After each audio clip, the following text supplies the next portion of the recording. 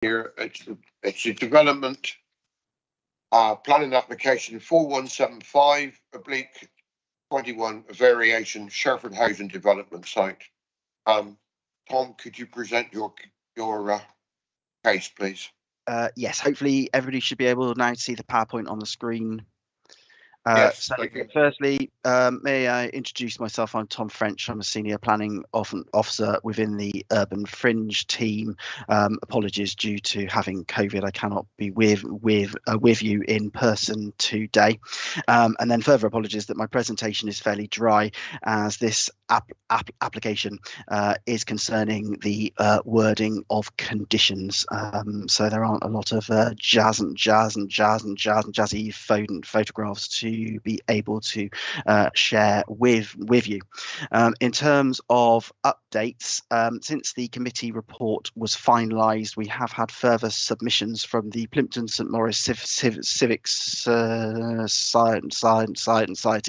and SMART, who are the St Maurice against rat run traffic, both concerning the impact of traffic from the Sherford development on Plympton St Maurice, and raising issues that they consider that the issues haven't been sufficiently addressed as part of the application or the committee report. However, often officers consider that, as set out in the report, the proposal does not alter the impacts on Plympton St Maurice beyond the existing outline approval for Sherford.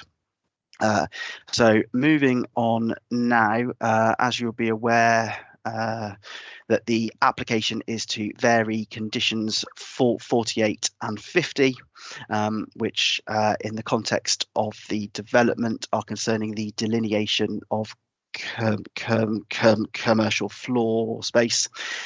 This application is not changing the overall quantum of non-residential floor space within Sherford, and additionally, it's no changes to the master plan or the housing numbers proposed.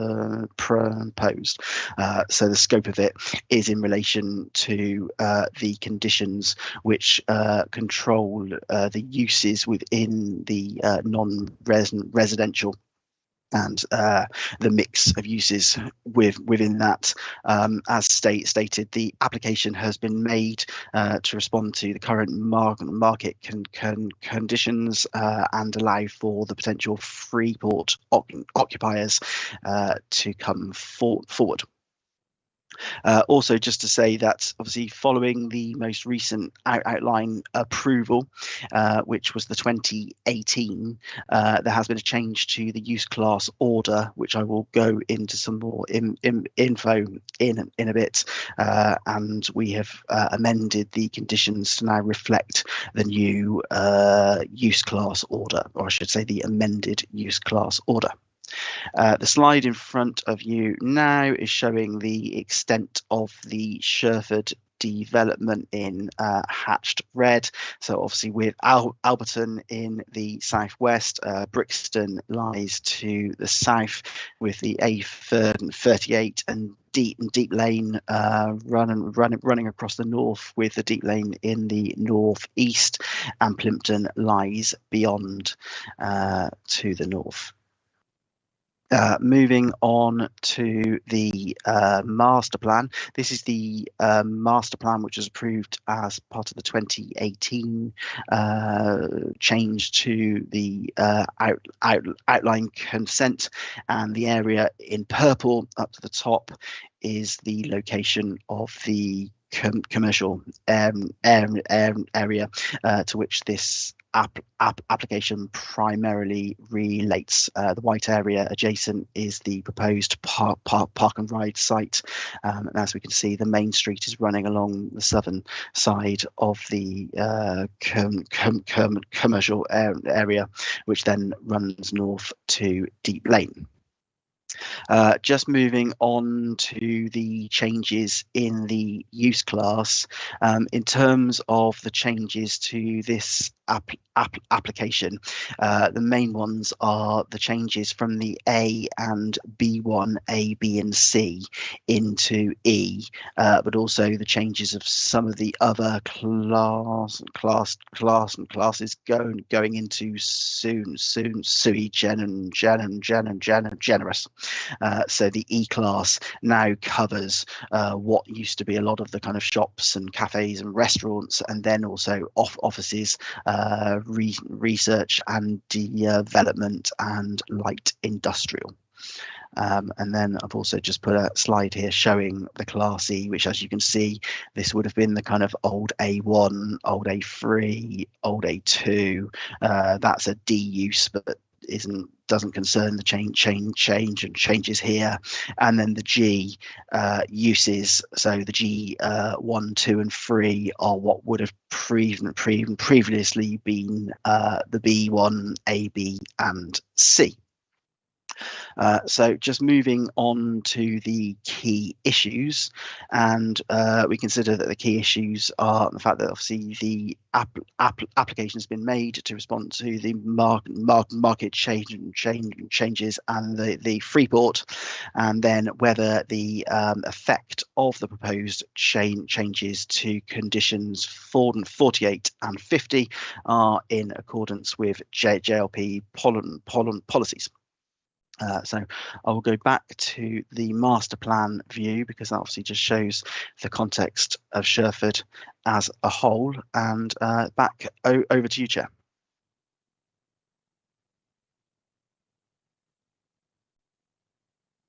Sorry, thank you very much.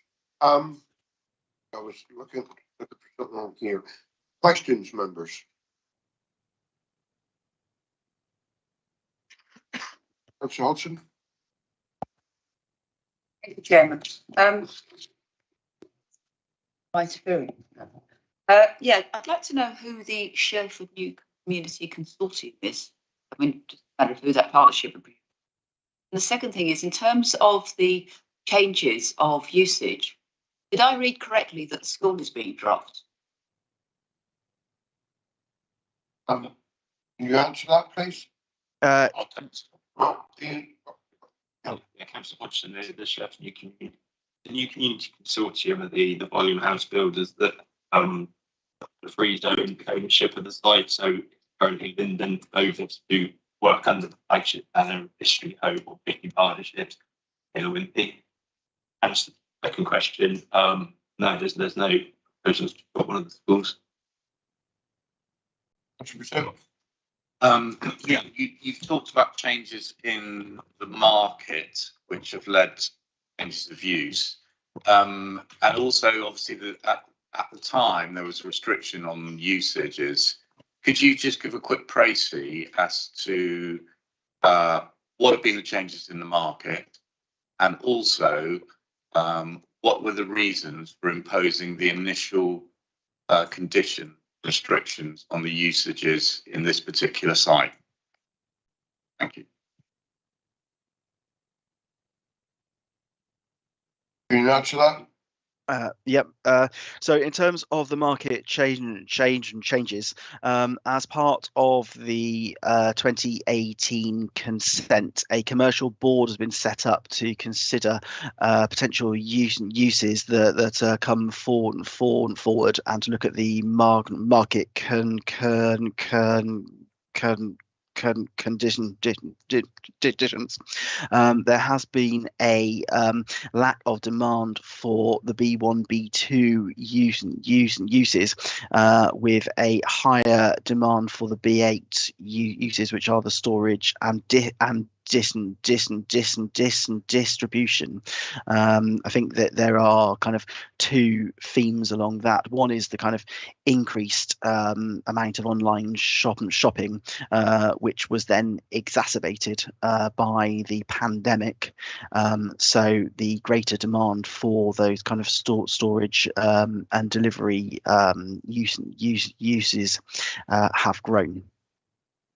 Now, in terms of the 2018, those restrictions were put in place in a consideration of that application at that time, and evidently now what we have before us is looking to amend that to reflect the conditions that we have in place currently. Councillor Brazil. Yeah, no, I see that, but I mean, I would suggest that the reason why we put in the condition weren't because we thought those were the business that would necessarily want it, but because I mean, one of the main complaints we're getting or reasons for objection is about the vehicle movements. Obviously, if you allow a warehouse and distribution unit, you are massively increasing the amount of vehicle movement, by definition. Not people turning up to work, staying there and going home. So I wonder what extra conditions are there in there to protect local residents or communities against the increase in vehicle movements that the change of use would bring about. Well, there's two things on that. The first one is that actually the trip generation for B8 uses is lower than that for B1, B2. So it is anticipated that it will not actually increase the trip generation or vehicular movements from in and out of the site. This assertion has been backed up by National Highways, Devon and Plymouth, who have concurred with that view. And then in terms of the protection for local communities around, there is provisions within the 106 for traffic works which can take place at any point in time. It doesn't have a set trigger, so particularly in relation to Plimpton St Maurice, that there is a provision within the section 106. Those conversations are ongoing between Plymouth, the local residents, and Devon as the highway authority.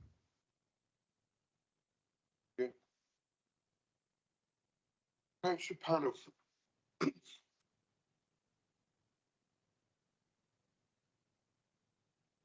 Yes, thank you. You said there's no time scale for the implementation of those 106 arrangements to protect Plymouth and St Maurice. Can we condition that there is, that, for example, that something's done before construction goes ahead of these commercial units? It's quite clear from the residents of Plymouth and St Maurice, which is a very ancient and lovely town, that they are already and in fear of worse traffic inundation by people using the shortcut.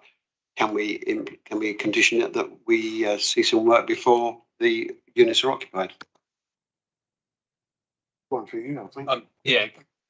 So now the 106 at the moment, there is already a 106 in place. To the concerns of traffic around the site have already been considered as part of the original outline. Wording of the trigger is actually not an obligation on the developer, but it's an obligation on the city council or the county council's highway authority to implement the works for which the money will then be or a contribution will be secured or delivered by to those authorities by the developer. That trigger point can be actioned at times to based on the current highway evidence that have been backed up by the highway authority. We wouldn't recommend imposing a trigger because nothing has changed in that respect. I think in terms of the work Morris is needed, if there are ongoing conversations taking place at the moment with City Council and the Highway Authority, it's finding a solution, and I would suggest that any trigger point would be of Grampian nature that eventually there's no guarantee that it would happen by that trigger point. So our recommendation is to to leave the current word in the 106 as it is, and let the conversations carry on between the highway authority and the residents of Plimpton St Maurice to find the right solution. Not as simple as just closing the road, because there will be other businesses that are affected by that. Public consultation will be needed through the traffic order. So the work, it's not an absolute that has to happen, because there's a series of procedural things that will need to happen before that could take place, and we could end up being in breach of that obligation, or if we set a trigger point that doesn't come forward or doesn't deliver the scheme at the right time. Thank you. Any more questions? No? Councillor Hodgson.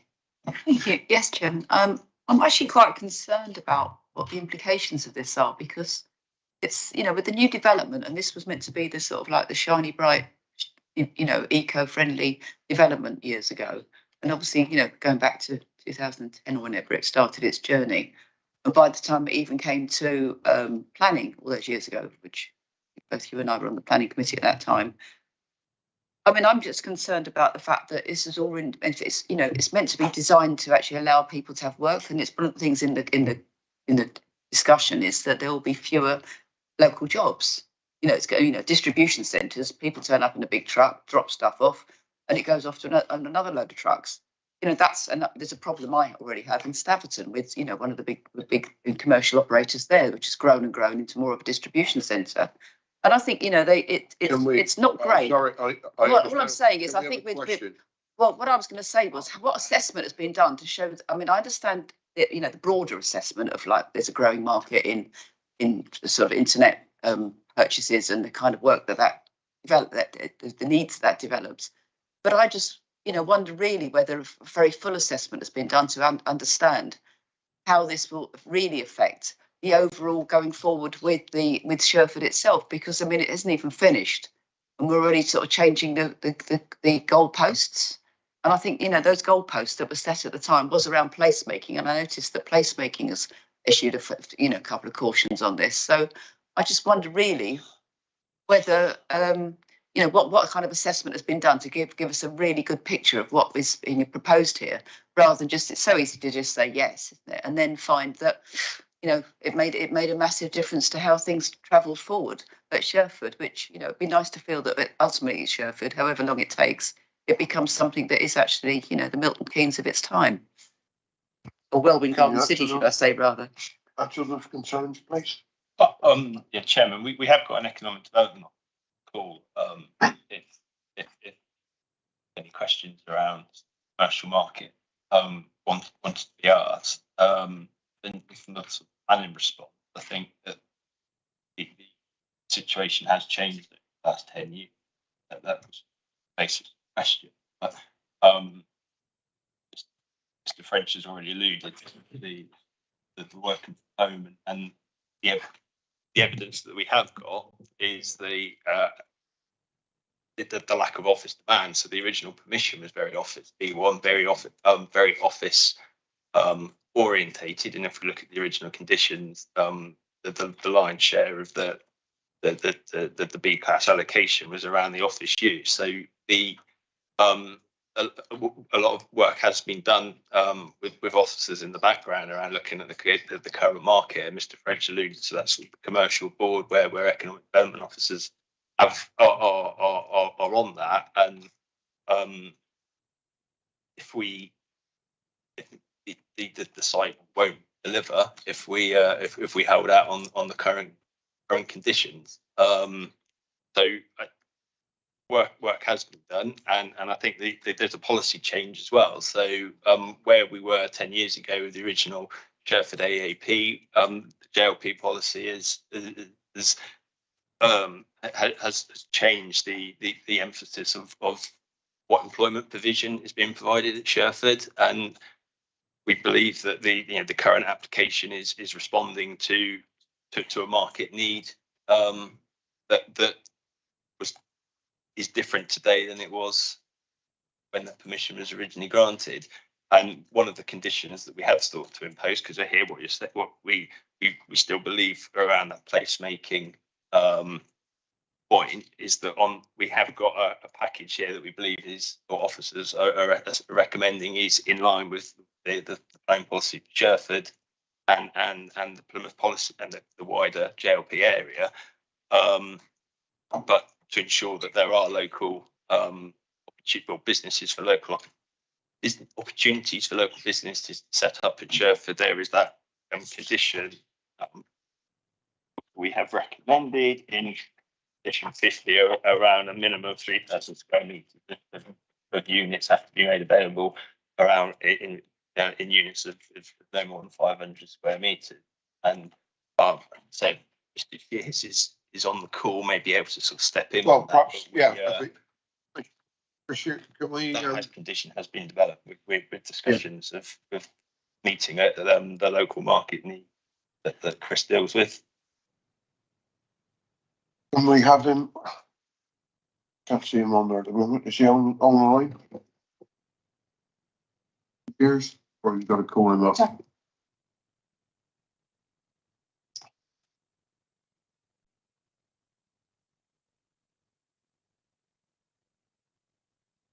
Ask my question again then. What kind of assessment has been done in terms of has there been a kind of a broad assessment of all the options, not just the easy option, which is big lorries and distribution centre? It's a pretty numbing thought, really. There is no wider economic strategy employment area with policy area.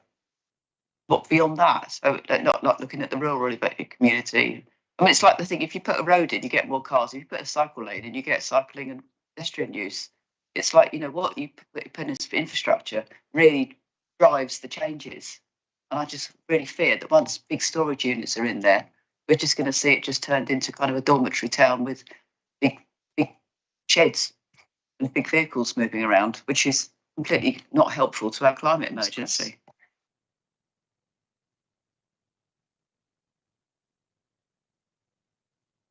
Go.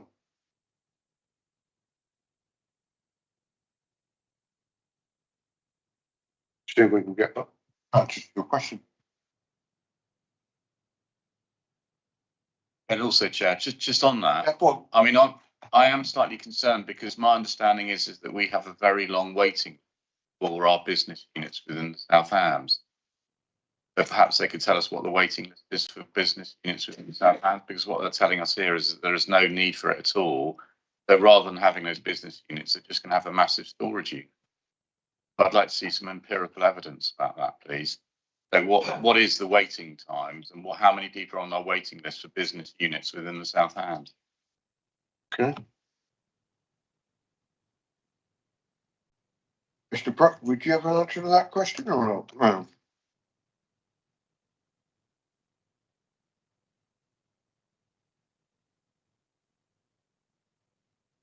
You hear me okay? Yeah. There's strong demand for across all sectors. So there's strong demand for small units, there's strong demand for medium and large. Demand for commercial units across South Hams is strong in all sectors. Specifically, the larger and medium size there's no availability across the south part of South Hams, the west part, and in Plymouth. So you can build a small size unit anywhere in the district, and chances are you'll be able to find someone to occupy it. This is the last strategic site, so this is the last appropriate place for large scale units anywhere. So Plymouth's full, South Hams full, JLP basically highlights this one as the last place near the key infrastructure. So hopefully that helps. Thank you. You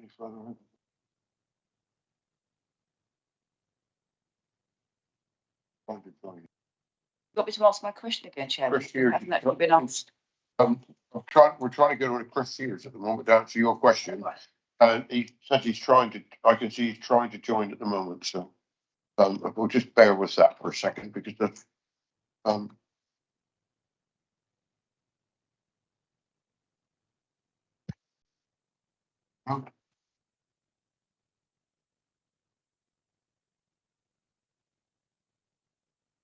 Councillor Hodgson. So back to sort of the point we were making earlier. The JLP policy has changed the emphasis of commercial delivery around the Plymouth area from perhaps where we had with the original conditions.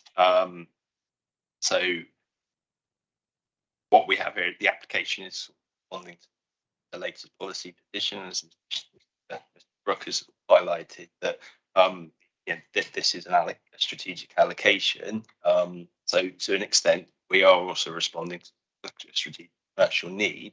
You'll all be aware that recently the Langage, the Sherford site has been allocated as part of the Freeport, and there are other opportunities and implications that come with that responding to occupiers' needs to meet the Freeport objective, the Freeport objective. So whilst we sort of hear your question about why are the conditions changing and what opportunities there are for smaller businesses, there are also the needs of the wider sub-regional businesses that are looking to locate and expand in the area. And one of the bases of the Freeport allocation is to support that. So allowing the flexibility that this mission would sort of pave the way for is meeting like I said, the more up-to-date policy and current circumstances. So we're going to see another LD. Okay. And look, we're at the moment, Amelia has sent Chris here a link to join it, so she can. You've asked an important question. We're going to get an answer to it. Okay. Right. May take a bit of time, but we will get there. Good morning, members. Sorry, I was struggling to find a link to join the committee meeting, but I'm here now. Sorry. Did you hear the question? No, I didn't. Apologies for that. Right, Councillor Hodgson. Thank you, Mr. Shears. Yeah, I just want to know what kind of assessment has been done in terms of the commercial needs and the way that what opportunities, what choices there were. So it wasn't just like from what we have at the moment to one option. Was there a broader sort of set of options based on meeting actual needs rather than anticipating increased large storage on sort of like on a kind of a rule of thumb that, you know, you create that and they will come, and that we have this rising tide of this through commercial development at the moment. But I mean, we could suddenly, in my view, see a real change in some of this because, you know, if they suddenly start to apply real taxation to the real costs of transporting goods globally, that we are in massive movements of global goods, then I suspect that we could suddenly find a bit of a drop in some of that. And it's so I'm just wondering really whether how sustainable this choice of the Sherford development and the opportunity of the Freeport. I think that there is the opportunity with the proposed development to still have something that will meet the needs of the people who are going to live within Sherford. I think that the proposed changes in terms of the employment space, I think that there will be some degree of job creation through that, but my focus would be more on what we do with the remaining space that's allocated for employment at Sherford, and making sure that is highly focused to supporting the needs of local people within the area. I think that in terms of the types of business inquiries that we're getting at the moment, the nature of businesses that are showing an interest in the Sherford area, I think ties with the changes that are being proposed within this planning proposal. But I do think that there are more opportunities to do things like exploring better work opportunities within the town centre, for example. So one of the things that I've been trying to beat the drum about is things like a work hub, for example, which would create within a more efficient use of employment space, you'd then be creating opportunities for sort of higher level employment within the town centre, that provides for the needs of local residents in a better way than sort of putting smaller units outside the town centre could do. And so things like a work hub could be really beneficial to the town, and ties in with sort of the direction of employment at the moment and the way that spaces are being used at this time. So I think that with the commercial space towards the east of the development, I think that can provide a need for the town, but we need to consider what happens with the remaining employment space to make sure that it also meets a different need for the town as well. Thank you. I just want to sort of go back and reiterate my point from a planning policy point of view. There is a JLP requirement that seeks to deliver 67,000 square metres of floor space at Sherford. That is what this application will pave the way to deliver. You'll have seen from the officer's report the petition from the joint local plan team that confirms that the application would still achieve the placemaking objectives that we are seeking to achieve in the joint local plan, and the conditions that we've recommended will basically ensure a diversity. So there will be one or two larger units at Sherford that's previously envisaged, but that is meeting a strategic need for the local area. But there's also the limits and conditions that seek to deliver those smaller units that we believe that will still provide that sort of excellent diversity. So it's not handing everything over to large buildings because we've got restriction condition caps, but there's just a bit more flexibility than we recommended. So our recommendation is that the actual diversity and the opportunities for a varied mix is still there, not being lost through application. Thank you. I'd like to just ask a further question. I'll just read out something from Brixton Parish Council and ask what your response is to this. Main Street is the planned high street for the town centre of Sherford, which will have shops, cafes and open spaces.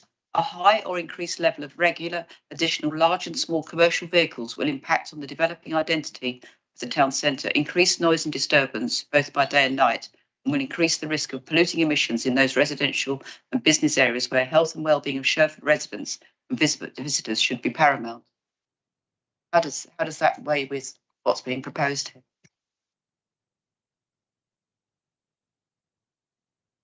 I just want to reiterate something that Mr. French mentioned earlier on in his presentation, that the view from the Highway Authority is that the units that are being provided on the site wouldn't generate any additional traffic than already previously set out. So it was the comments that the Brixton noted. The movement through and around the site wouldn't be any different than what was already in the original consent.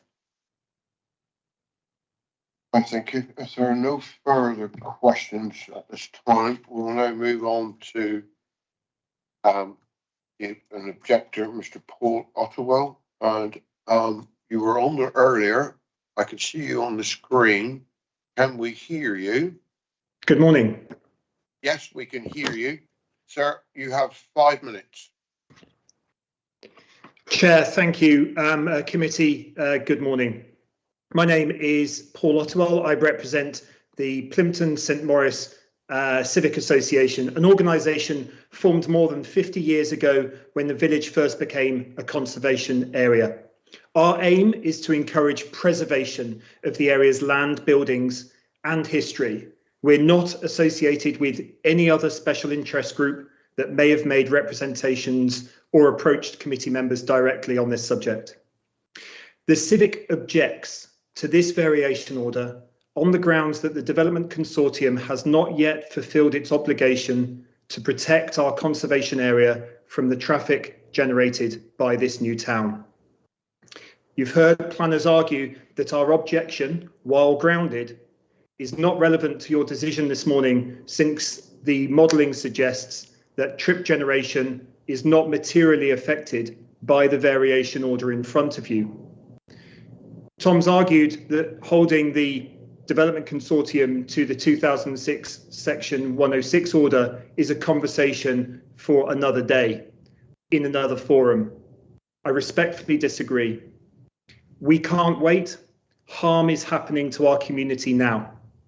As we speak, only 10% of Sherford's homes are occupied. Comparison of post-pandemic traffic data with that from 2006, when building first began, shows a sustained 20% increase of traffic taking the Plimpton Hill rat run. Whatever the future may hold for Sherford, the conservation areas, narrow roads, fragile infrastructure and historic buildings cannot sustain further increases. Your decision today could supercharge efforts to find a lasting solution to the traffic problem that Sherford is inflicting on Plimpton St Maurice.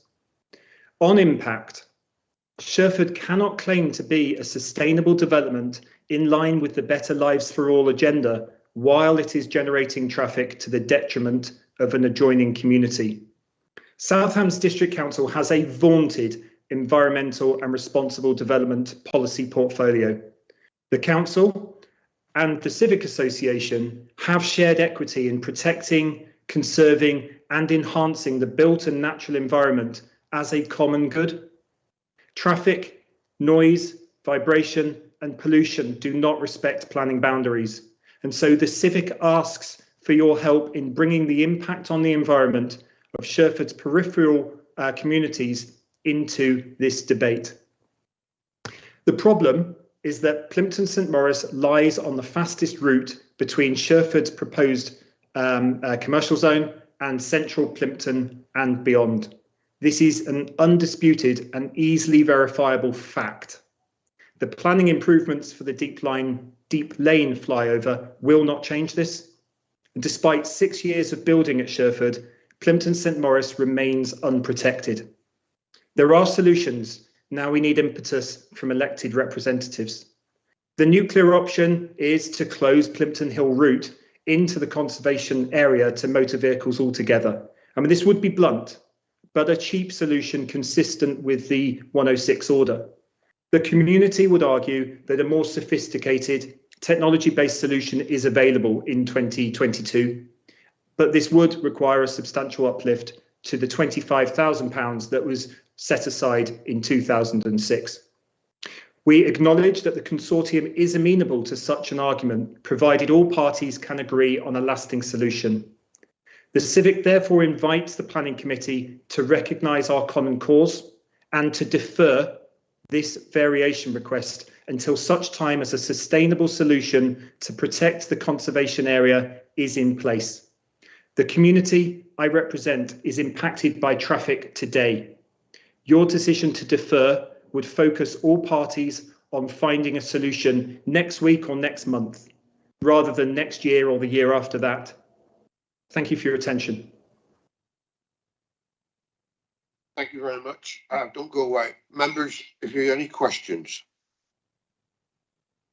Councillor Brazil. Yeah, through you, Chair. If I can ask, I mean, obviously you've obviously worked out and thought about this possible solutions to talk to. Have you shared those solutions with the county council? Because from what I can gather from the discussion here is that the developer has done their bit and they've given the 106 money, but the county council or the highways authority, whoever is in charge of it, seems to have failed to actually implement it to support your community. I just wondered if you'd actually had the opportunity of sharing that and had any responses from them. Thank you for your question, Chair. So the situation as we currently understand it is that conversations are happening, and I've personally and with my colleagues met with representatives of the consortium, Brookbanks, with Plymouth City Council officials and with SHDC. But at the district level, political officials, that conversation is still ongoing. What needs to happen is impetus from elected officials to put everyone in a room and tell us not to come out until we have a solution in place. And there is not yet consensus amongst officials as to what the lasting solution is for this community. Thank you. Any other questions? Yeah, Councillor Smarty. Thank you, Mr. Ottawell. For clarity, with regard to the route that you're talking about, is this a road which if you leave effectively the deep lane, not deep lane, the Marsh Mills roundabout, there's a considerable route that comes up through Plimpton, and then follows what is effectively the old A38, goes through. Is this the route which you're talking about? This is the one which you're concerned about, that carries. That's absolutely correct. Traffic. Plimpton Hill. Yeah, but that, as I say, that was effectively the old A38, so was quite a major road in its time. So is designed to carry quite a considerable amount of traffic. Thank you. Our community was laid out in the 1100s, and the infrastructure that we have, historic buildings dating back hundreds of years, with very shallow laid infrastructure under the roads. It is not designed to deal with the current weight of traffic. And in 2006, as part of our relinquishing our objections to Sherford, we agreed that we would we were given undertakings that we would be protected from any increase in traffic as a result of Sherford. That agreement is in the Section 106 order. So regardless of how it was designed in historic times, or at least decades ago, today it is at breaking point and certainly can bear no additional traffic. We're at 10% occupation now, with a 20% increase in traffic on our roads since 2016. We can't bear it any longer without damage to infrastructure. Thank you, Councillor Panel. Yes, for clarity, Chair, when I moved to Devon 50 years ago, the A38 went up through Plimpton Ridgeway, up past the George. It didn't go through Plimpton, St Maurice, through the old town, through 4th Street, and it didn't go up the ridge over towards Brixton. And that's the area, I think, which is causing concern, not what was the old A38. Perhaps Mr. Ottawell can confirm that. Yeah, and that's right. I mean, so to confess, I only moved into to the area in 2004. So until I'm third generation, I won't be considered a local to Plimpton St Maurice. But you're right, the A38 used to run up through what is now Ridgeway, past the George. Plimpton Hill has always been a minor road, and when prior to Sherford, it was very little trafficked. That has changed, and it's you only need to visit the site, and that's what I recommend you do. Defer and then come on a site visit. I would be honoured to host you on a work day and show you the problems that we are experiencing. Thank you, Councillor Abbott. I just think there might have been a misunderstanding in the earlier conversation between Councillor Smurden and Mr. Ottawell. So the road that's causing the problem is the north-south road here in white on the map. And so that runs great, exactly that. That's where the extra traffic is causing, not that it's coming in from Marsh Mills and along the old A38. Yeah, that's my understanding. Any more? I'm going to call in Mr. Brooks to say a few words for a minute. Thank you, Chairman. I was just listening about the traffic issues, and I just wanted to go back to the matter in hand of the Section 73 in the commercial space and our awareness of the Freeport. And members are all well briefed on that matter here, and I've given those briefings, so I know what's been said. And you're also aware of the tenant that is secured to support that Freeport. So I don't need to say who it is. And you'll be aware of the activity that they will be doing. And the reason I bring it up in the context of a conversation about traffic is that the majority of their traffic will be coming through Deep Lane Junction and off the A38. So purely against that one specific point, the type of traffic and trips generated by the uses we foresee in the Freeport, which is a massive regional stimulus, will not drive traffic through the local area. They'll bring it off the highway network, and I just thought that was a point worth making. Thank you. Thank you for that. Are there any more questions to Mr. Otwell? No. Thank you very much, sir, for your time. We'll now move on to the supporter, Andy Tinnelly, who again is coming in online. And we'll just can we just have a sound check? Yes, thank you, Chair. Can you hear me? Yeah, we hear you. You'd like to have your 5 minutes, please? Thank you. So my name's Andy Tinnelly. I work for Brookbanks. I represent the Sherford Consortium, and I'm talking in support of this application. This application is seeking to amend conditions 48 and 50 of the Outline Planning Permission. These conditions relate to the mix of commercial uses on site and the maximum size of individual units. The amendments do not seek to change the overall quantum of floor space. Instead, they group use class floor space together into one mixed use class. This introduces flexibility into the way that the consortium can distribute land between uses. The changes also remove the constraint on the maximum amounts of use class floor space and the size of individual units. This will allow the employment park to be able to respond to the current commercial market, as well as adapting to any future changes in the market. This flexibility is vitally important for the consortium. A significant area of the Sherford Business Park is now formally part of the Plymouth and South Hams Freeport. A major local employer is lined up to take this land as part of their expansion programme, securing many hundreds of jobs and bringing in many millions of pounds of investment.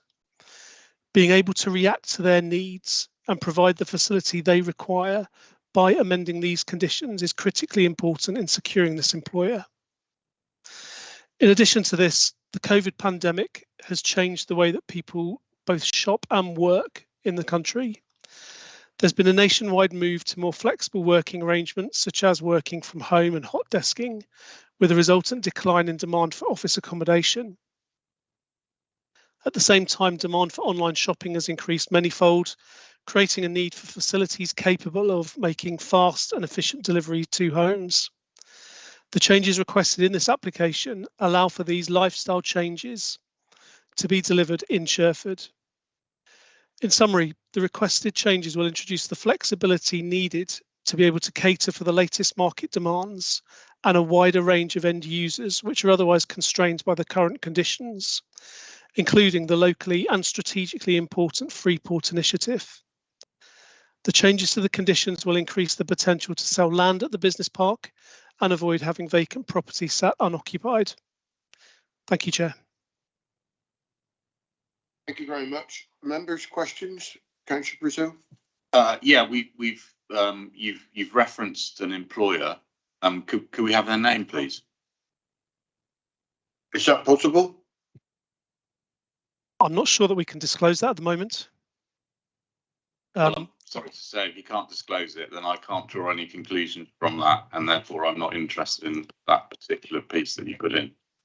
Just saying, we don't know what it is. How can we make a judgment? Can I ask Chris Brooke, what's your thoughts on that? I'm looking at Mr. Brooke right now. Or here. Thank you, Chairman. I think it's reasonable to use the name. It's been used in the context. All of the people in this room know who it is. I've told them. So I think we may as well. Okay, so it's Babcock. Did you get that, Councillor Brazil? Yeah, no, I heard that, but you were talking. I mean, you referenced a lot there about distribution and online shopping and things like that. I wasn't aware that Babcock were involved in that industry. No, Babcock was referenced to the Freeport part of the site.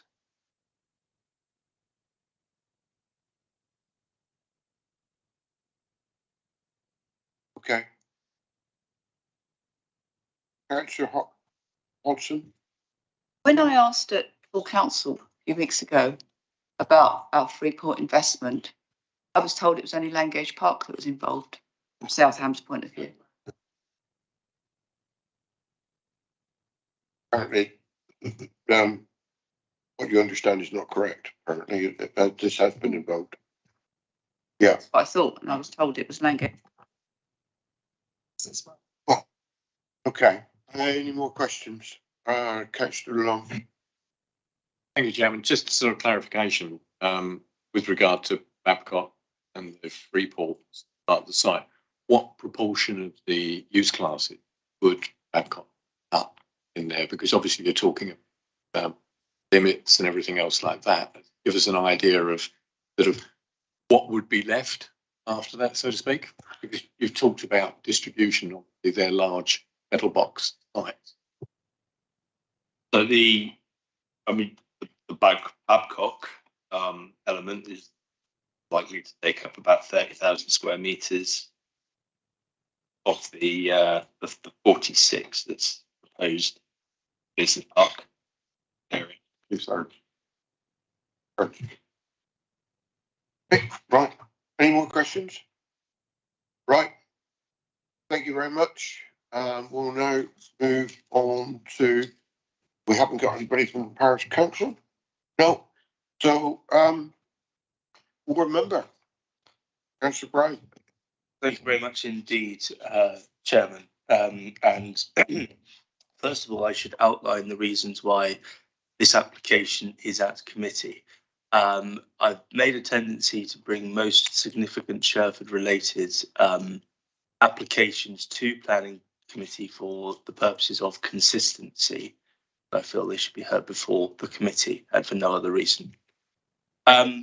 Brixton aren't here, but have asked me to make a few comments on their behalf. Obviously, Councillor Hodgson has alluded to several of the comments made in her question, and Brixton has also alluded to a potential condition it would like added regarding the movement of traffic towards the A38 at the access and egress point from this industrial estate. I don't know how feasible that is or not, but that's certainly what Brixton have asked me to put forward. But I should highlight that Brixton are not objecting to this application.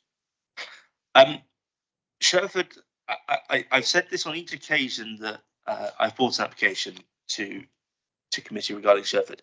Sherford as a development is a long-term project. It is going to take at least 25 years to build out, and Sherford as a concept is older than I am. So it was initially thought up in the early 1990s. Since then, there have been several iterations. Obviously, it received final sign-off in the sort of early 2010s. But I think we ought to consider that when we consider the nature of applications on this site, in that this site does have the opportunity to change along the way, because that's what you would expect from a 25-year site. Technology changes, the needs of people change, and the needs of development change in that period. It would almost be ludicrous of us to stick to a policy that was made maybe in the early 1990s or early 2000s, when this is being built out in maybe the 2040s, because things change and we have to reflect that in what we are building out. So I'd like people to consider that as well. We've already demonstrated that with things like the Section 73 applications, which have been brought before this committee to sort of change the general guide as to Sherford, which is a reflection of how times change. Again, I ask members to reflect on that. As regards the comments made by the objector, I do to a degree completely sympathise with several of the comments that the objector and Plimpton St Maurice are making in terms of traffic. However, I don't believe it has a significant material consideration on this particular application. As regards things like the Section 106 agreements on Sherford, the consortium has been forthcoming with many of its commitments, including the early delivery of things like the main road coming through. Now, there are other commitments which we would like to see come through by now, including the leisure centre, but that is now in a consultation stage. But I think that we need to consider that. The consortium has made certain contributions available, and I'll refer to things like, it's taking a slight tangent, but things like the provision of healthcare on Sherford. the consortium through the Section 106 has made certain things available, but it's up to things like the NHS Clinical Commissioning Group to actually commission a facility in order for that Section 106 commitment to be fulfilled. So there's a variety of stakeholders that have to play their full part in that block. Onto this element of this application specifically, I think it is a good idea, and I think it could bring a lot of additional investment onto the site. We've heard other councillors make reference to things like employment usage. I would argue, and now of course that the name of the company that's interested in the site has been made public in Babcock, I would argue that there's considerable potential for a lot of very highly paid roles on this site, and probably a good deal of long-term investment secured. Things like office space, which clearly there is still to a degree a need for, but we've noticed since COVID, despite the efforts by many to get people in certain companies back into the office, that there is definitely a change now to more flexible working. And so there is potentially less of a need for office space, and thus this application, and subject to this committee passing it, then moves with the times a bit on that front. And I consider this very important for the Freeport as well. I appreciate not every councillor on this committee is in favour of the Freeport. I understand that. Personally, I am. And hope that we can see us contribute towards it. So I'd ask the committee to consider those views. I also have one additional, if I might move into debate, Chairman. That's all I want to say as a ward member. Certainly. Thank you very much. So I would like to personally move approval in line with officer recommendation. I've heard the comments made by the objectors, and I do agree that it is imperative of both local highways authorities concerned to ensure that that Section 106 agreement is delivered. But I don't think that that is necessarily a material reason to hold this particular application back. I get their concerns completely.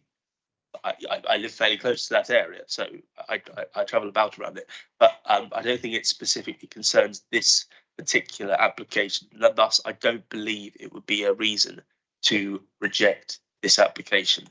There is one condition I would like to add to the recommendation, and that is that no drive that we bar to condition any drive-through restaurants at the front of this employment site near to the junction with Deep Lane. So that's the north east element of it as you're looking at here, because I think that would be problematic for traffic. So I'd like to consider that if possible. But I would like to propose approval in line with the officer recommendation. I think this is a good thing for the area going forward. And I wait to hear what the other committee members have to say. Thank you. First question I want to ask, that condition, is that possible? Yeah, but it's not under the terms of the current planning permission. Drive-through fitted at the employment park. There is the ability to restrict uses within parts of the site, which is effectively what we are doing, because we're saying no more than certain amounts of floor space shall be provided there. We have to look at the wording carefully to make sure that it's possible. Well, can you think about that whilst we carry on? But there is drive-throughs would fall under the new generis clause by part. So should members consider that? There is wording. Councillor Taylor. Yes, thank you very much. Got a couple of points to make first, I think. First of all, the commercial premises, and with the Freeport, and if these would support the Freeport, and obviously they're needed because otherwise they wouldn't be investing in that type of thing. And there's no point in building something they can't let out, because that would decrease employment and not increase employment, because the main thing is to get these units full and people in there, whether they're small or big. But I mean, obviously, trend is going towards the larger ones now. And the other thing is about the traffic. I mean, if I was driving a lorry, I wouldn't want to go down side roads. I'd want to come in off a deep lane and go straight into the employment. So on those points, I would second. Can we have one conversation at a time, please? Thank you. Right. Sorry, Councillor Taylor, I had to cut in there. Yeah, that's right. I was just talking about the traffic really, and I mean, if you're driving HGVs, you wouldn't want to go anywhere but off a deep lane and straight into the units. So from that point of view, I think the HGVs will stick to the A38, but maybe drive a smaller one. I can understand Plimpton St Maurice as well, because quaint, lovely place, and you don't want too much traffic through. So on those points, I would second Councillor Brown's approval. Right, thank you. So proposal in the second there. Approval. Any other members? Yes, Councillor Brazil. Yeah, thank you, Chairman. I have to say that this application and the way it's been presented does concern me, because I think that what we have here is an application to allow the Freeport to go ahead, and all the that is the reason why we're doing it, and then everything else has been made to fit that. And as we have managed to get out during this debate, that's actually not the case at all. This idea that market forces have changed and now there aren't any requirements for small business units, etc., and things like that, is total poppycock. And I have to say, as a councillor, I take a very, very dim view of being fed what I can only, well, I'm not going to use the word, but basically that's what I feel like I've been fed, and expected to just roll over and go, yeah, that's absolutely fine. If this had been an honest application and said, well, really what we want to do is it's for the Freeport, we want to create a massive great warehouse for Babcock here, and at the moment we can't, so we're going to do a change of use, I would be much more inclined to look at it in a favourable light. But because of all this obfuscation and generally I would call almost dishonesty in putting this forward, it concerns me greatly that that's what this council seems to be doing at the moment, and it's got to stop. And I think, you know, honesty is by far the best way forward. Just addressing the gentleman, Mr. Otwell, I have massive sympathy with him, but I'm afraid I'm not sure, as Dan said, that this is material to this particular planning application. What I suggest that he needs to do is to get hold of his local Plymouth councillors and to lock them in a room and tell them that they need to sort out some kind of traffic mitigation through his area. Unfortunately, it doesn't fall under the remit of Southampton District Council. I appreciate that it may be Devon County Council from the Sherford side, and they should probably be there as well. But I think it's terrible that 106 has not been honoured, and it's symptomatic of the way that the big people can just roll over the little people, and it's not acceptable. That needs to be sorted. It needs to be sorted soonest. And the fact that it hasn't, I think, it sheds a poor light on both Devon County Council and Plymouth City Council. But I reiterate, I don't think that's part of this particular planning application. Having said all that,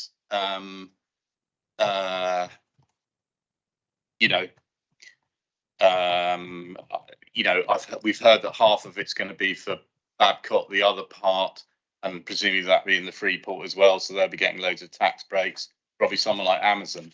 Well, we know they're a struggling business; they need as many tax breaks as they can get. But it does worry me that they're going to have they're going to be doing a delivery system here. So a massive great warehouse full of whatever. I won't. And that's going to be delivered from there all around the country, or certainly into the southwest. I think they're definitely, and I would recommend a extra condition that anyone using that particular site now with the change of use is not allowed to go down the Fore Street. Is in fact, in order to access anywhere within Plymouth, they have to use the A38. So I think there should be a restriction that people using that industrial unit now are not allowed to go drive through the town of New Sherford and have to use the A38 if they're going to access places to the west. But I can't just say, I mean, I haven't made my mind up yet, but I'm very, very angry and displeased about the way this has been presented. I think it's unacceptable. We have not been given the information we should have been given. Jackie has made it quite clear that there should have been proper surveys done and empirical evidence given us rather than, just these sort of finger in the air, this is what's happened as far as the latest developments in industry and the need for industrial units are concerned. It's totally, we've seen nothing and heard nothing that would support that. Thank you, Chairman. Thank you, Councillor Brazil. Any other members? Do you? Chairman, can I just clarify something? Yes. The point that Councillor Bill made about the commercial park and the Freeport allocation. It's only the area to the north. So on the plan that we've got on screen next to Park and Ride, that's the area that's allocated within Sherford as part of the Freeport. The remaining site is developed out by the planning condition, business rates, and everything will return to Southampton as it does at the moment. Hearing the point about the condition about which way lorries and so on using the Freeport or the business park have to go in, I think there is an enforceability point, bearing in mind what we actually control there, and our recommendation is that actually there are conditions in place already requiring any commercial premises sign up to a travel plan. Basis of which way lorries would enter the site. Thank you. Councillor Rowe. Thank you, Chairman. Councillor Abbott went up just now and looked at it. If we could see exactly where this proposal is likely to be. It's at the north end, so I guess it's up where that red. Yeah. Yeah, where that red mark is. One block. Yeah, there's 1, 2 sort of either side, but because that's not the only way out of the new town, whatever, is it? Because you can't go on the old A379 or whatever it is, the Lower Plymouth Road. Can you put the arrow around the bit we're actually talking about? Yes, please. Slowly. And also, can you zoom in so we can read? Yeah.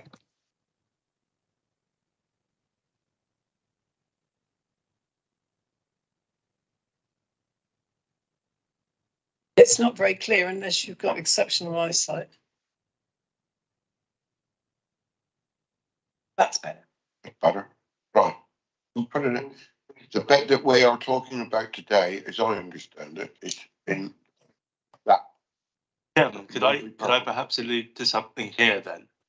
Previously, before the main street through Sherford was opened, those coming off the A38 in order to travel to Plymstock would, as you see the red arrow to the top right of the screen, travel down that first bit and then immediately on to, you pull the cursor down a bit and then go left, as it were, left there.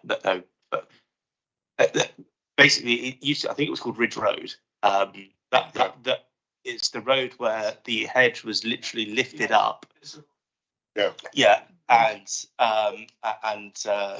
that's how you would, many people either seeking to access Brixton or Plymstock or Wembury would travel along that way. That's so for, as a point of reference to where that is. That's what I'm saying, Chairman. So it's not the only way out of there, and people use that road too. However, I think what we also need to consider is the jobs that this is going to create. There's going to be huge employment there, and we all know that we all need jobs and more jobs, although there are lots of job vacancies. But I do feel this is very important. We do need to consider it carefully. I do feel for the people of Plympton St Maurice and driving through the main street as it was there. But I wouldn't have thought that HGV drivers are going to want to go around there. They want to get onto the A38 and away ASAP. And we don't actually know how many HGV lorries there are going to be anyway. They've had to put up with the build, the big materials being brought in there all the time. And we've not heard that they've had problems with that. So I think it's a very fine balancing act with that problem. I shall be supporting the recommendation of approval. Thank you, Chair. Thank you. Councillor Smartin and then Councillor Abbott. Just for a point of clarity, is there a direct access onto the southbound A38 from that what you describe as a ridge road, which is effectively the first turn left there, and that road runs parallel with the A38, and you can then take a left turn, which effectively bypasses Sherford. But from that map, it effectively it looks as though there is a direct link onto the southbound A38. Is that, perhaps Mr. Brooke can confirm that or not? And secondly, can we please go across to the key so that we can read it, because we still can't. Yeah. Councillor Spurden. Right, that's better.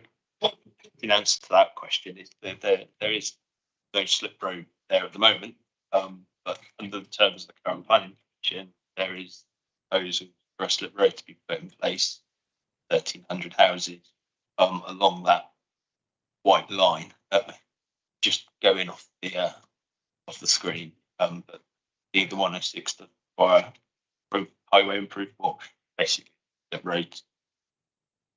I think. Okay, Councillor Abbott. So I still like to know what that word says, although it doesn't say Freeport, which I had thought it might have. Councillor Abbott, that was the 2018 master plan that Mr. French had up on screen, just to give an indication. Does it say that? Employment. Force one down. Employment. So under the existing planning permission, that is the area, that is the employment area that has planning permission. I'd just like to say one more small thing. The point has been made that it is not a primary effect on this application, but we heard from a resident a plea that something should be done to help them in their situation, and we are not the authority to do that, I don't suppose, unless we could put a block on that road going north in the middle of the site. But this resident has got nowhere else to go. What can be done? And if it can't be us, what representations can we make to others? So, all right, I'll stop. No, it's fine. I was going to suggest that when we've had the votes and that sort of that we put a caveat on that and perhaps put out, I don't know, the correct thing to do, a press release when that does go out, that the committee was very concerned about that particular aspect. That's about as much as I would have thought we could do, but it's evident that all the members of the committee, I think all of us have great sympathy with Plympton St Maurice, and that is not sorted out. But it's not part of this application, unfortunately. If it was, it would have an effect. But I don't know if members would agree with doing something like that. Yeah, right, okay. Councillor Pano, and I think probably that'll be it then. Well, a couple of, Oh, sorry. And Councillor, no, right, Councillor Pano. well, a couple of points on that. Heard that it can be negotiated as part of the traffic plan. I don't see if that is possible, why we can't put a condition on it that it is. That's the point. Secondly, can you explain again how much of that employment land is the Freeport? Is it the area to the north of the green dotted road? Yeah. That's correct. Right, and so, and is most of that intended for the Babcock warehouse? Essentially, yes. There's no planning application in Babcock, but that the area that they would that is allocated as the Freeport. So you would imagine they would allocate. They would. Yeah, I just wanted to clarify. So possibly, if any other warehousing goes in, it would be south of that line, and it wouldn't be in the Freeport. That was the thing. That's correct. And I think, as Councillor Brazil said, it would have been a lot simpler if we had a planning application brought to us for that warehouse on that site, and we'd have all understood what we were talking about and what the arguments were. Right. I'll go to Councillor Long next, and then Councillor Hodgson. Thank you, Chairman. Start off on a very small point. Gone around. There was a very minor point in all this that confirmed to me, Councillor Brown, that you wanted the condition restricting drive-through. I think that's main drive-through food establishments in that area, close proximity to the A38. Second, such a condition. I know it's only a small point, all of the arguments, but I think it's a fair one that's come up. The other thing is the number of points. It concerns me that we're talking, we know there's a need for small employment units. Small, there's a great demand for them. And I think we need to make sure that that there is sufficient space for it. And my concern is that once you get a big box built, the cost of demolishing, placing the big boxes or converting them, is prohibitive. And we've seen a large number of boxes sitting around following COVID, because there's a lot of talk about things have changed. Even big boxes changed as well. They've just become even bigger. So I think we need to be cautious on that. I think there was a good point made that been more direct on the reasoning for this, skirting the fact that Babcock potentially are coming in that didn't do this more direct in the future. Going forward for this sort of thing would be appropriate. Going to Plimpton, St Maurice, have great feelings and concern, and if we can, one of the things I can't understand, this is being developed, the pressures are going to increase. Get the measures in place now. Give them, because they've potentially got, we've got another 10 years for them to put up with this sort of chaos. So I think what the chairman has said is right there. Councillor Brazil raised points and others about restricting heavy commercial traffic using Sherford Main Street. I think that's essential because we know that commercial traffic, and we're not necessarily talking about massive HGVs, but other traffic does nip through areas. We all know it in our own areas, the traffic, it's convenient. And I think a greater restriction on traffic going through the main street and through other roads in the area would be appropriate. And I think, are we, because of the changes we're putting here, there was a comment in there that we may not be generating employment levels that the original application expected. And I think that would be detrimental to this development. We need to make sure that we are generating levels, that we're not just filling the space with establishment, don't provide the employment, because the whole point of it is to provide employment. So I think we've got to be very, very careful about what we're doing here. I'm torn about this because of all the points that have been made. And I think the disappointing thing is that it wasn't more direct as the reasoning for the changes. Most of us have gone, okay, understand that, move on, make sure that we've got everything we need for employment in the area, because we'll know we need places for start-up businesses, those to expand. I'd still like to think that the area gives them people that sort of opportunity. Thank you, Chairman. Thank you. I've already got Councillor Hodgson left, I believe. Disappointment, Chairman. Oh, Councillor Brown. Right. Sorry? Nothing. Yeah, I just wanted to actually say that I have real concerns about this. I think, if we were to take climate emergency seriously, we would look at this through that very different lens. And for a start, what would have been done as an assessment would actually look at the carbon footprint, not just in terms of the buildings going in, but the actual behaviours and what goes around this kind of thing. We're looking at how we do things bigger and more widespread, as opposed to maybe what the opposite of what we really need to do if we're going to take climate emergency seriously, which is to look more locally. And I think one thing about Sherford and its proposals that go back a long way was that recognising how sustainability functions is actually about building resilient local areas. And local areas that not just act in terms of the sort of like the new housing coming in and that people create little enterprises and jobs, but also looking at that wider positioning of this, which is actually still within quite a rural enclave. And if we're going to try and sort of recognise how we can build our resilience and survive this climate crisis, then I think we've just got to take some hard decisions. And for me, this is like looking at something like this and thinking, this is the business as usual that to a large extent has got us into the mess that we're in at the moment. And so therefore, Chairman, unfortunately, I have to say that I will be voting against this. But while we've been sitting here, I've been reading through that original full council meeting reports that were submitted to us in March of this year, which set out the implications for the Freeport. One of the things, for example, it mentions about Langage is that it will have a customs zone in it. We haven't heard anything about that this morning, and I assume that will be stuck in there somewhere, a customs zone. There's 3 customs zones under Freeport, if you read your details. And it's like this, as has been said earlier by other members, you know, there's a lot of stuff that hasn't been told to us today, doesn't seem to have been kind of thought through in terms of that, all the wider implications. And for me also, there's an element of what it's like for the people that have happily moved into a new town in good faith, thinking this is a really interesting new potential federal development. I have to say, it's not my cup of tea. But nevertheless, I think, you know, by amending this in this way, we're allowing a massive flexibility that I think will only be realised in much bigger, much worse, much bigger carbon footprint. And so therefore, Chairman, I will not be supporting this application. Thank you. Yeah. May I ask a question on a separate point, which is that should there a large warehouse be planned for that site, will it come back to us for landscaping or will it just go through the offices?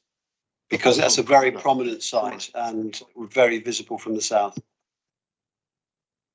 So just on that, Councillor, there is an overriding environmental impact assessment which is accompanied with the outline application. So any development that does come forward, regardless of its size, will still need to fall within the parameters that have been set by the outline and the original ES. There will be a reserve matter application that will come in the end of the scheme of delegation. If there are comments made for representations, then it would be the ward members' discretion whether they wanted to come to planning committee or not. But any application that does come in will be in line with the delegation. Right, thank you. Councillor Brown. Thank you, Chairman. To address Councillor Hannell's point, as I said at the beginning of the representations that I was making, I have made a point of bringing applications related to Sherford through this committee. I think it's happened, this is either the second or third time that such an issue has been considered now, and I would see no reason to abandon that principle. Though, having said that, it may be that an application concerning this comes forward in maybe 18 months' time or something, in which case maybe not me dealing with it. But there we go. As regards the issues with highways that have been brought up and concern regarding going through Sherford, as I said, I'd be happy to support a condition which compels operatives on site to strongly advise / compel HGV drivers to use the A38. But given the Freeport nature of this and the employer seeking to move on to it, I also don't think there would be much of a reason to go through Sherford, then Plymstock, and then Plymouth to get to where they're going to, because those highways are not particularly conducive to it. And I would suggest that by its very nature, the A38 is the more attractive option. Finally, you've mentioned the idea of a press release after whatever decision this committee makes to compel highways authorities to get together and make use of the Section 106 contributions. I'd be very happy to support that. Okay. Councillor Brown, just on that point about the highway related condition, Main Street or Hercules Road is a thoroughfare between the A38 and the 79, and lorries at the moment. That is correct. Possibility terms. It would be Hard to yes, no, distinguish I between appreciate that. one and the other. Is there any other conditions mentioned that, You need to clarify Councillor Brown's yeah, position on price. have you got anything to say on that? Because you're, Suggestion is that in conditioning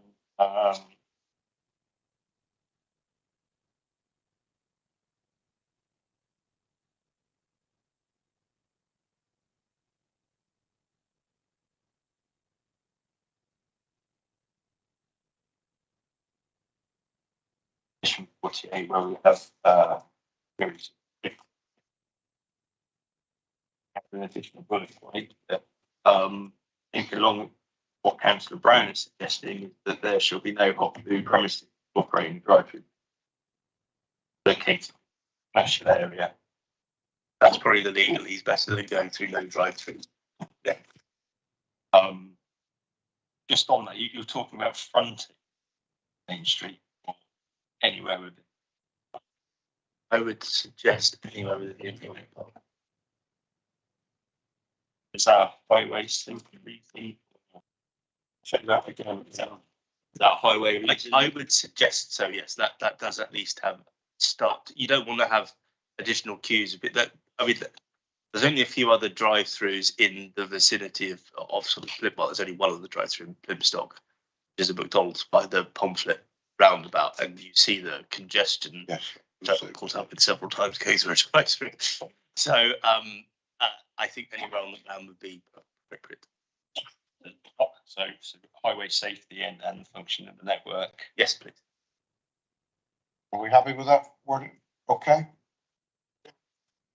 Yes, Councillor Spring. There's a specific request and with highways Plimpton St Morris that the section 106 contribution be increased from 25,000 to 75,000.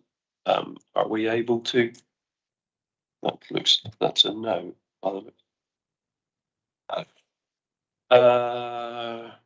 So we're not able that would require a separate application of area 106. The recommendation that we were unable to change the 106 contribution. Highway evidence suggests that there's no change in the highway circumstances, that we would be there wouldn't be a legitimate planning reason to justify changing the contribution over and above what's already in agreement. I think that one of the comments made by residents was inflation has meant that the current contribution is enough, but we're mindful that the 106 is index linked, so that 25k will have gone up value over the 10 years from now. A recommendation is that the conversations that are still ongoing with Plymouth and Devon are allowed to take place as in line with the current planning commissions. Okay. All right. Okay, right. I think we've got that sorted out. I don't quite know how to do it. We'll have a vote on this application. All those in favour of approval?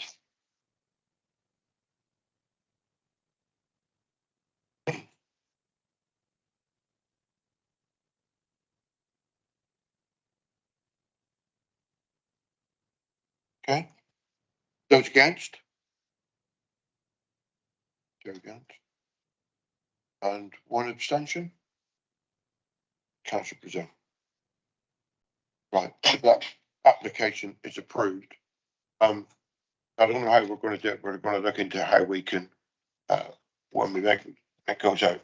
For the minutes, Chairman, I think the Yes. recommendation at the moment is that the delegate authority for head of development management consultation with the development management committee to grant conditional approval. The points to make minor alterations. I suggest that perhaps we give the ward member. Yes. Very happy. The final wording. Yeah, the final wording on that, that's fine. But I am concerned about, yeah, that we need to make the point that we've had a plea from Plimpton St Maurice, and I think if nothing else, we can actually echo that. That Scotland does happen for them, even though we've got no jurisdiction on it. I'm going to suggest we have a 10-minute break until 12 o'clock, and then we will return to the two other applications members.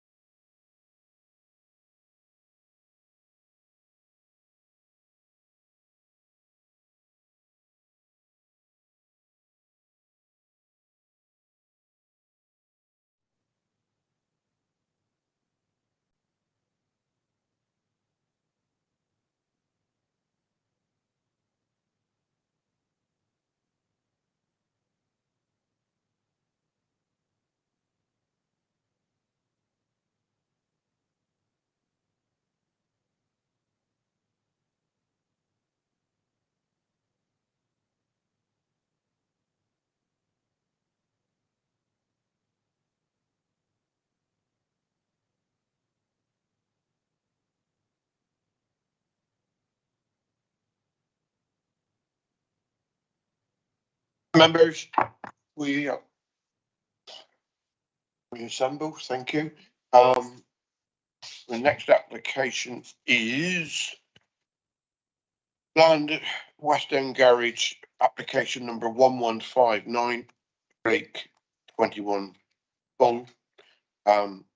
This, if you remember, last time was deferred, so we don't need to hear all the speakers, but we will be hearing from Mr. Thompson in a minute. I'll just get Anna to peruse the application and anything matters that were needed to be clarified. Thank you.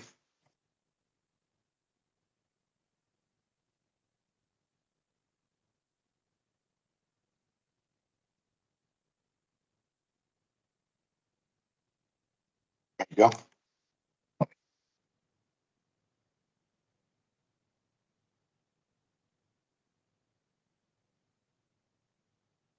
Thank you, Chair, and good afternoon, members.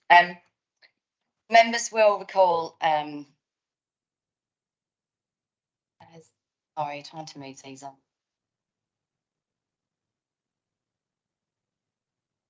Thank you. Members will recall, as at page 73 of your agendas, that this proposal came before you in June, and members also conducted a site visit. During debate, concern was raised that certain aspects were only just adequate and could be improved upon, such as the garden sizes, some of the room sizes, some of the parking layout aspects, and the renewables provision. So as a result, the application was deferred, and further negotiation and alterations have occurred since that committee. Members also sought clarification from the Highways Officer as to why a new pedestrian crossing point wasn't supported.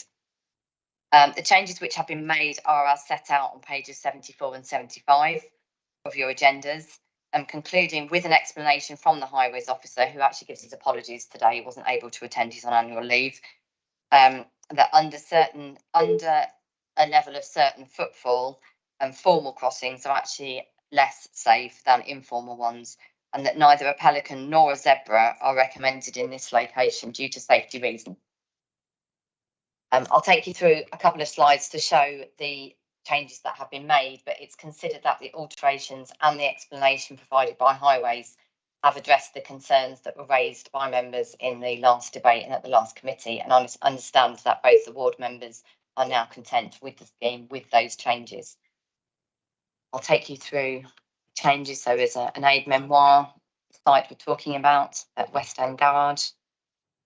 This was as previously put before committee. The changes predominantly relate, you can see my arrow, predominantly relate to the apartment block here on the road frontage, and to the parking arrangement here, and to the access into these units. I've put both of them on one slide, which might be easier. So zooming in on that aspect, and I'm sorry the quality is slightly fuzzy, but I still think the zoomed in version better shows the changes. So previously put before you was this parallel parking situation, and you can see that's now been changed to this side-to-side parking here. You can also see from this layout, hopefully, that there are these cut-through eaves, which you'll see on elevation in a minute, dormers, incorporated now into this unit, which essentially improves the head height situation. So rather than just having a roof light, you've now got that box shape above you for several dormers in the apartments, which improves the head height. So on plan, those are the main changes that have been put forward to address the concerns of members. So I've previously put before you, there were roof lights to that apartment block, front and back there. And now you can see in the frontage, you've got these box elevation, so in profile, as I say, these flat roofed, but these cut through eaves, dormers, which obviously improve the head height internally. And similarly, the rear elevation has also been altered to improve the internal floor layout and room. This change with regards to floor plans isn't ever so discernible on a slide, but I can assure you that what's been done to the building is this very slightly And what doing that has done with regards to the footprint is to slightly increase all the room sizes and floor areas, and predominantly also to improve the roof space in terms of usable and useful floor area. So the exact changes in terms of metres squared are set out in the report. I'm not going to rehearse those for you now. As I say, it's all there in the report, but those are the main changes that have been made. And this is just showing the parking layout, as I say, predominantly highlighting the changes this unit here. So essentially, as a result, the officer recommendation remains for conditional approval, subject to the same conditions as you saw before you last time, but with the new plans that you've seen here substituted in lieu of the previous ones. And so the recommendation is for conditional approval, subject to delegation to the head of service to just agree the section 106 as set out on pages 75 and 76. Yeah. Thank you. Any questions? Councillor Hodgson. Thank you. Two questions, if I may. In terms of you're saying that the size of the apartments has increased, is that because of the way that now more of the floor space can be calculated into, but using those kind of window boxes, it means that you've got the height, so therefore less is calculated on a 50% basis, in some more is calculated on a 100% basis, or has the actual floor area itself literally being expanded? And my second point is with regard to the comments in the report about that's where you've quoted a highways officer saying in terms of the number of accidents that happen on underutilised pedestrian crossings, what's that compared to? Is that compared to a road with no pedestrian crossing, or a road where there's a pedestrian crossing that has far more usage?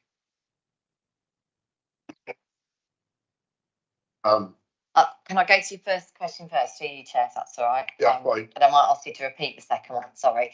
My understanding, and do forgive me because this isn't my report, but my understanding is that both of the first scenarios have occurred. So the developers, go back to the orange plan, the footprint has slightly increased, as I understand it, in order to take the walls actually outwards and increase the floor area proper, if you like, but also that the increasing of the roof space through the introduction of dormers also serves to increase usable floor space in terms of the calculation. So it's twofold. Both have been done, and I think the actual measurements are on page 74, but that's the mechanism. Yeah. Can I just, is that your understanding? Yeah, Chairman, the actual footprint is pushed out.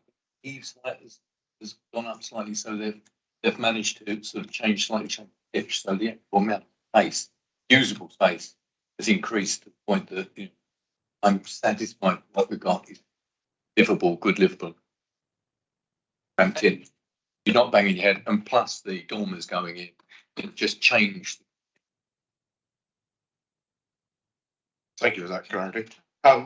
Councillor Hodgson, can you repeat the question about the crossing? So on page 75, it says the national guidance advises against this approach due to statistical evidence indicating that more accidents occur at formal crossings that are underutilised, and therefore other factors come into play, such as how difficult it is to cross the road based on an assessment of vehicle flows. So essentially they're saying that it's more dangerous to put in a crossing that's underutilised, and it's like compared to no crossing or very busy crossing. That's what I just wanted to know. So my understanding of that is that what the statistical evidence shows is that there are more accidents at formal crossings that are underutilised than there are at if you had the same flow of pedestrian traffic crossing the road, but there was no formal crossing, sorry. But essentially, I think, so the comparison is X amount of pedestrians stays constant. You have more accidents where there is a formal crossing than when there isn't, when that pedestrian flow is below a certain point. And I think if you put yourself, this is going to be a very plain English explanation because I'm interpreting the highways officer's comments too, but when you've got a very highly used pedestrian crossing that people know and see, and it's in regular use, stopping, starting, or people walking, there becomes an anticipation that it's going to be happening. You slow, you see it. If you've got a site where you once in a blue moon someone uses that crossing, you tend to find that traffic doesn't slow down. There is no anticipation that you're likely to need to stop. Traffic isn't expecting someone. We all know they should stop. We all know the highway code. We all as drivers know you should always look, you should always stop. But actually what happens in reality is that there isn't that anticipation that you're likely to need to slow and stop, because 9 out of 10 times you go down there, there's no one crossing the road and incidents tend to occur. Whereas if you've got a relatively well used crossing, that doesn't tend to happen.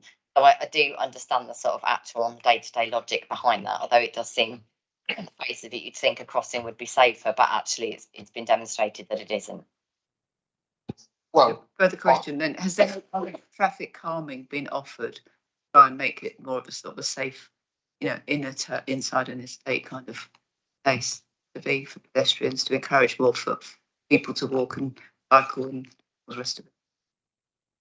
My understanding is that there are works proposed to the opposite side of the junction, and that there's a turn lane to be put in. So that in itself tends to, anything turning won't have to turn across 2 lanes. And secondly, when you see that third lane in a junction, traffic automatically tends to slow because it's a warning that there's a junction coming up. In terms of traffic calming, there's none on specifically, as in pinch points or speed bumps or anything like that. There are none proposed at present. Whether any have been discussed, I'm afraid I can't say, but there are none proposed at present. But there are changes to the engineered point of access that I would suggest will act to calm traffic and to make that junction safer. thank you. Well, Councillor Hodgson, I will make a comment. We have questioned some of the logic from our highways officers before, but unfortunately, we have to accept the logic or whatever as it is in front of us. Councillor Smurden. Thank you, Chair. It says, in the highways report there, we can't undertake a pedestrian survey in this case as people aren't making the crossing currently, obviously, because the houses aren't there. But so if the crossing, can't be conditioned or as part of this application, there's nothing to stop in the future. When the houses are there and the surveys are done, and and should it fit the criteria, there's nothing to stop them putting crossing in then, is there? And through you, Chair, there'd be nothing to stop Devon County Highways doing that, but also obviously our opportunity to secure funding to do that would have passed. But at the moment, Highways are saying that they, no, I understand, they would want, but no, there's no impediment to actually stopping that. The only thing I will point out is that there are obviously 2 options for sort of that kind of crossing: the pelican and the zebra. And the one that I think's been tabled, Mr. Jackson from County has said that there's not adequate distance, I think in his first paragraph, between the junction points of that kind of crossing, so it would have to be the other kind of crossing. But no, there's nothing actually stopping that point going in if in fact the expected number of pedestrian crossings increased and there were an issue. But we can't do anything about financing or that, no, not retrospectively. But thank you. Any other questions? No, right. Then I will now go to speaker. Stephen Thompson, who has very patiently waited for 2.5 hours to speak. Thank you. You've got 5 minutes, but I believe it won't be that long. Thank you. Mr. Chairman, the members of the Planning Committee, my name is Stephen Thompson. I'm a director of the applicant company. As can be seen, we have a very positive planning officer's report, fully supportive of our application. In fact, virtually all the consultees are fully supportive, including the landscape, open space, affordable housing officers, as well as highways and a host of other consultees. Following on from the application deferment at the June committee, we met with the head of planning, the 2 ward councillors, the town council responsible for planning. At the meeting, alterations and minor amendments to the scheme were discussed and agreed by all parties. Following circulation and approval of the drawings by all parties, these were submitted as part of the application before you. We would reiterate that this site is an allocated housing site within your local plan, and the planning officer's report confirms our application scheme meets all the requirements of the joint local plan, Salcombe Town Neighbourhood Plan, Neighbourhood National Planning Policy Framework, and numerous other standards. We have spent over 2 years negotiating on this planning application, which has already delayed the provision of much needed open market affordable housing.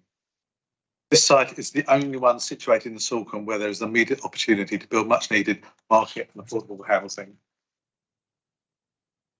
In summary, application meets all the requirements of the local plans and planning policy. There is no objection to our scheme, and the Town Council and locals just want to see the housing built. The conclusion to your officer's report states that there is a presumption in favour of sustainable development. Planning permission should be granted without delay.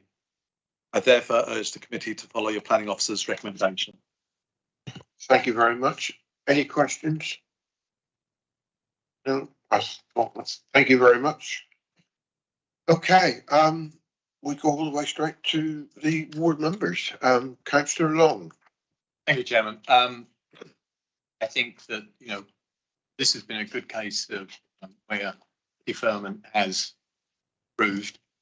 We've managed to achieve everything that we've wanted. Councillors myself had good discussions with the architects, Mr. Thompson, and I think we've achieved all the views that we wanted to achieve on this. So I sort of welcome this. There are, I would say, going back to the highways points, obviously disappointment with highways response agreement, certainly that once the development up and running, we'll see increased footfall across there, and we'll be back to highways to look at some form of crossing, because it will be needed. There will be children using it. Disappointing highways bit that would or a crossing developer where we are. There is a point on this I'd like to ask for within this site, because obviously it is a strategic site from a landscape perspective. Pleased to see within the condition the 10-year maintenance placement point. But what I would like to see, all public realm trees on the fund condition. I think this is it is a strategic landscape imperative. The landscaping is highly important. I think it will ensure that it's preserved for posterity, and that site develops in such a way that I think people hope that it will develop. But at this point, considering that if that could be agreed, there's been a lot of discussion on this. We've achieved what we wanted from deferment with your mission, Chairman. I would like to, it's not necessarily what we do, but I'd like to move approval at this time. Chairman. Thank you. I'm going to call in Councillor Pearce, the other ward member. She'd like to say a few words. Yep, thank you, Chairman. Just very briefly, and I hope it's all right if I speak from here, but we did have a really constructive meeting with the architects, Clifton Emery, and I think members will agree that actually what we've ended up with is a much better looking apartment block with those dormers in it now than it was previously, just with Velux windows in. And I'm satisfied now that the living conditions for the occupants of the affordable housing will be much better than they were before. And on that basis, I'm happy for this to go forward. I think one other thing just to mention is that there are extra solar panels on all the roofs now. Obviously, will definitely improve their living conditions, particularly at this time of year. So I'm like to thank the agent and the architects for that as well. But I'm happy now that I think we've achieved everything we ought to be achieving on this site. And my main concern was that people in affordable housing should have good homes to live in. And I think we've achieved that now. So thank you. Thank you, Councillor Pearce. We'll move on to the debate. Yes, I was going to Councillor Taylor and then Councillor. We in debate? Yeah. Yeah, just I would like to second Councillor Long, to be honest. The only concern I got is the crossing. I've been involved in this after development. Obviously, for 20 Councillor Jackson, and there's no money to put a crossing in because it all comes down to finance end of the day. And I was wondering if there's some way that we could actually implement future through the 106.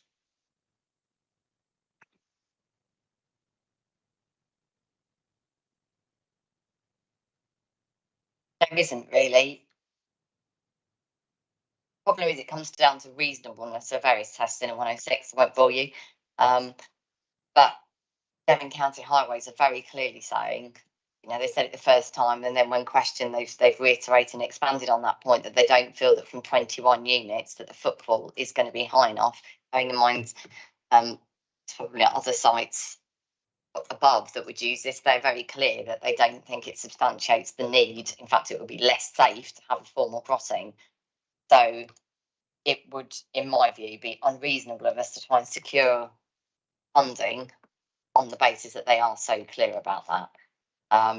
The conversations we have with counties sometimes, it's borderline. We might need to retrospectively look at this. I might feel a bit more comfortable sticking my neck out in that scenario. In this scenario, they've been quite clear that it's well underneath the fall that's needed to secure that. So there isn't really a way of securing money in case it's needed in the future. It wouldn't be considered under the test to be reasonable and clearly linked to a required piece of infrastructure that is necessary to make this scheme acceptable, because what we're being told by the specialists in highways, the scheme is acceptable with what's been put forward at the moment. Just come back. I mean, it seems a bit strange to me that until somebody gets knocked down and seriously injured, they can't pass a sensible crossing. When you're putting in all this new development, children crossing, everything else, and they can't actually. But then that's an argument for the demo idea, I think. I fully understand your exasperation, Councillor Taylor. We've been here before with this. Councillor, sorry. Councillor Padham, and then Councillor Hodgson.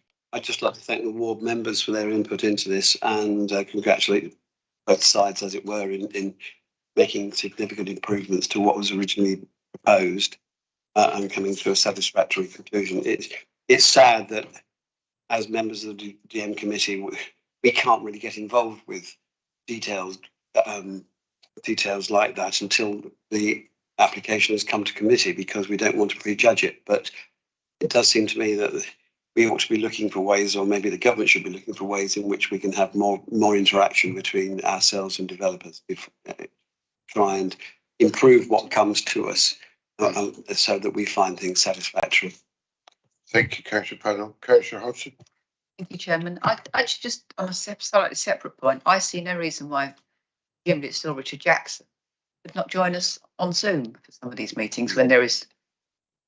He wasn't at the last one, or the one before that, or the one before that. Surely he changed his mind. Well, being on holiday doesn't always stop people from joining in on a Zoom anyway. But the point I was going to make was,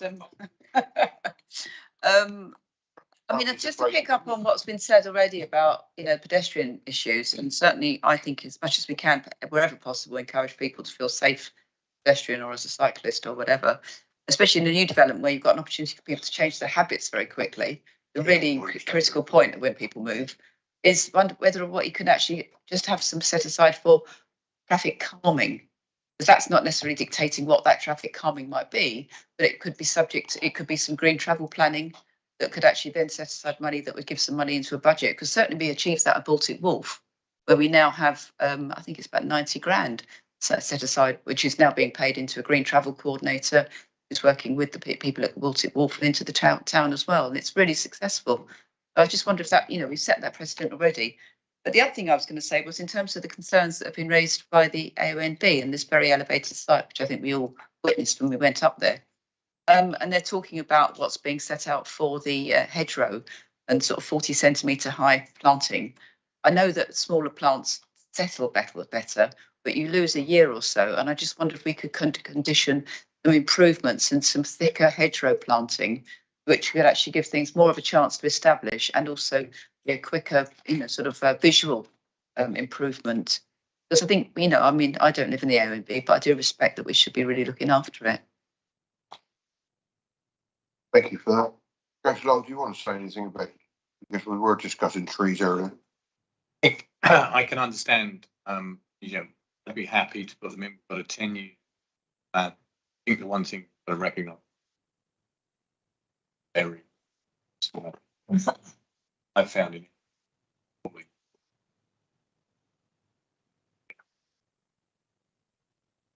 We are putting in, you know, there are reasonable trees coming in 10 years. Fortunately, I'd love to see an instant. I think it's reasonable to sort of look at the level of planting, whether it could be potential. I think there is a balance between losing those very.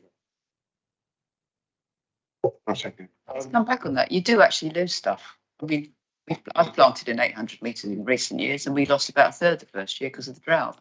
But you just accept that, so you just plant more, cover for that, and maybe putting some taller ones in as well might just give a bit of a more of a mix and a quicker response, and a stronger response, better for the wildlife. Yeah. Could be included with landscape management.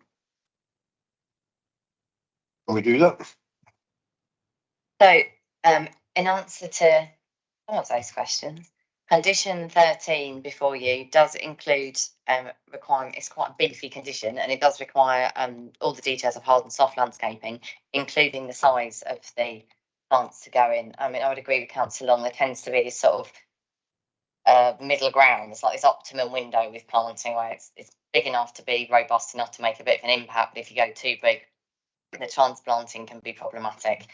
So there is for different species a sort of optimum size to relocate and plant. So as I say, the species size is specifically set out in condition 13 as a piece of information we would require to discharge that condition prior to commencement of development. Okay. No more questions. TPO on the tree. Yeah, I think I can answer that for you. My gut feeling is that you can't condition for a TPO because it's a different legislative process.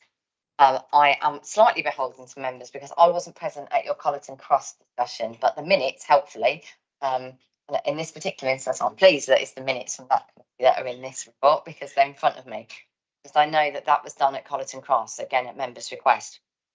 So what it says within the minutes for that was that the TPO wasn't appropriate now, but could be considered later, and the members requested a TPO legislation to be investigated. And my understanding was that the advice from the tree officer, I'm afraid isn't available at the moment, was that you can put a TPO on brand new shiny trees, and that he was happy to do so at members' request. But I don't believe it was conditioned. Looking at the decision notice from Colleton, as I say, they're two slightly different areas of legislation, and there's a process you have to go through, which technically speaking would be difficult to condition for that process to be completed. So I am happy to be corrected. That's a long looks like he was. Yes, I can understand where you're coming from. I believe, the terminology by condition, the view that it's part of the planning process will become. There may be a sort of something around the wording on it, but I think it is a process that's used quite widely, starting to be quite widely, to ensure that trees, once they're planted. I think it's part of the conditioning on it, how legally and how within planning the wording is, but it.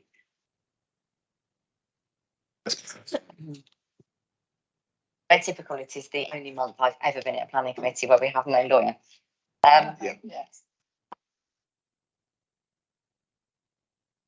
Could you give me a second on that one so I can have a quick look at those bound to be a tree condition on this, whether I can add something to make that slightly more robust. I don't think that we can condition for them to be immediately TPO'd.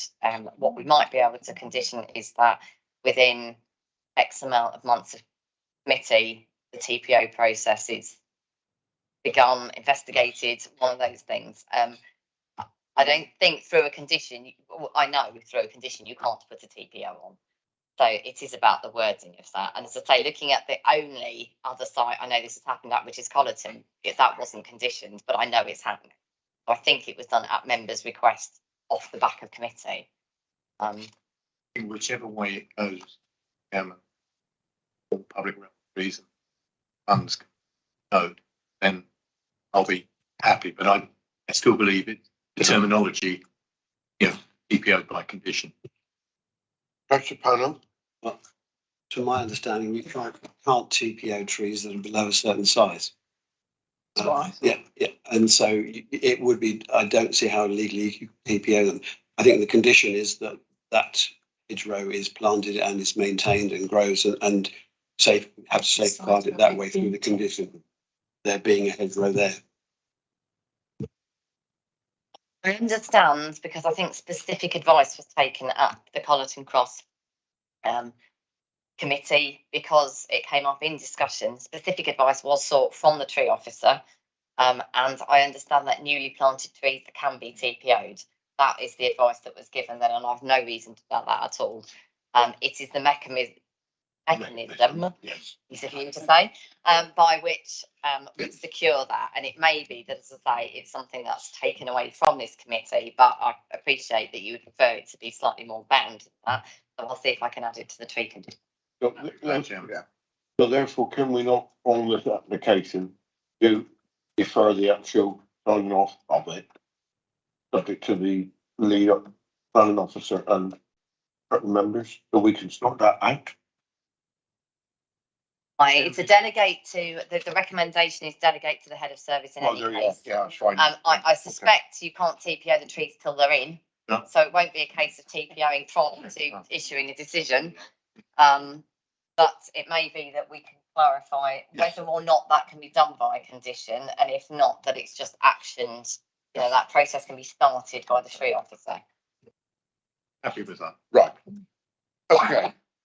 So we got a proposer and seconder for approval for this application, which will be referred to head of planning. What's the exact wording? Just get please. Just yeah. Right. Delegated. Delegated. Yeah, so recommendation would be delegate to the head of planning to approve conditionally, subject to the conditions below. Investigation of a condition or similar relating to the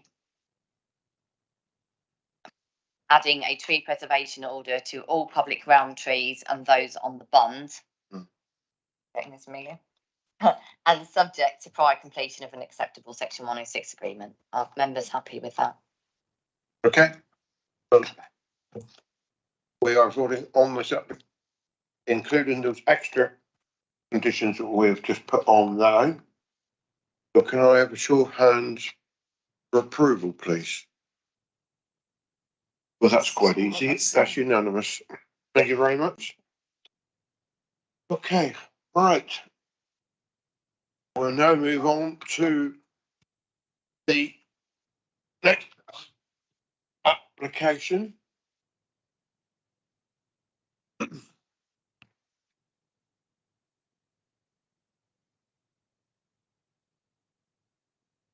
Right. Technology. It's not really this one up because. Yes. Okay. This is application for Waves Edge Calibre, application number 142422 variation. Because of some of the things that have been happening in the background, we haven't got an objective supporter or parish council. So we just need the officer to make the presentation, and then we'll go straight to the ward member. Thank you, Chairman. I am presenting this application to you on behalf of the case officer who is not able to present to you today. So apologies, my knowledge will not be quite what theirs would have been. Just by way of an update, there has been some further discussion on this application with the agent since the chair's briefing in advance of this meeting. And the agent has, I understand it, indicated, I've got email correspondence confirming that they would be happy to accept a condition requiring some anti-reflective coating to be put onto the roof windows to try and appease the concerns that were raised by the neighbours. I've got some photographs in the presentation to show you what the house looks like at the moment. So you'll just see what you think about that when I get to pictures. Okay, so as you'll have seen from the report, the application seeks to vary an existing planning consent for replacement dwelling. So we're not starting from square one on the site. This is the site location. shown hatched in red, neighbouring properties surrounding.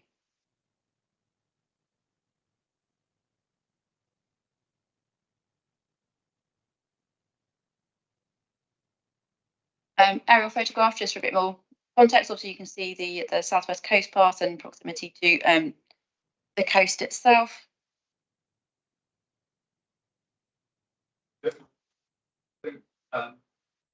Work out with. Yeah. So.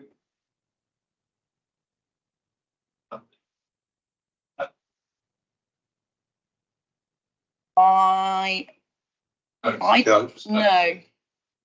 I didn't put this presentation together, so I don't know the date of that photo. Sorry, I'm trying to get a picture of what it looks like.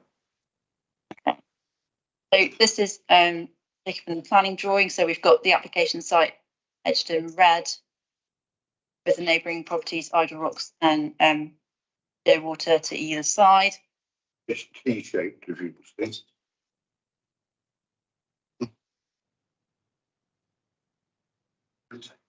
The orientation on the plan is, yeah.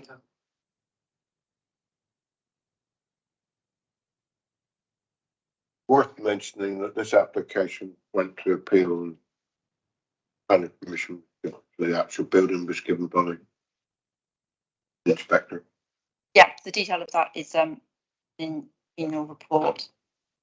So this is the approved plan that was consented on appeal for the dwelling.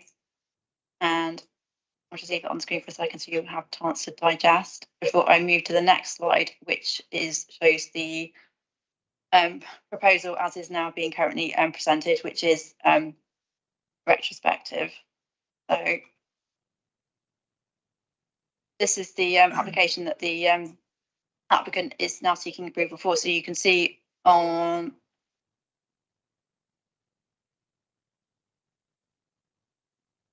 you see that bit better at the laser pointer. So these are the roof windows that I was referring to on the front elevation. I've got some photographs to show you in a minute.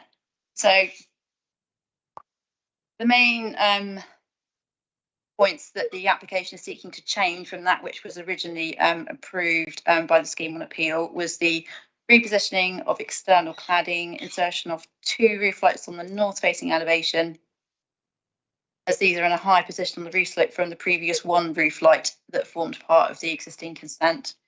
The insertion of 1 roof light on the east facing elevation, amendment to the design of the window openings and patio doors on the west elevation, removal of a large window on the north facing elevation, and a change in design of a circular window to a rectangular window, and insertion of a triangular framed design window in the gable on the rear elevation. So the overall roof form is sort of as per what was originally consented. So it is sort of very much some tweaks to that which was granted consent on appeal.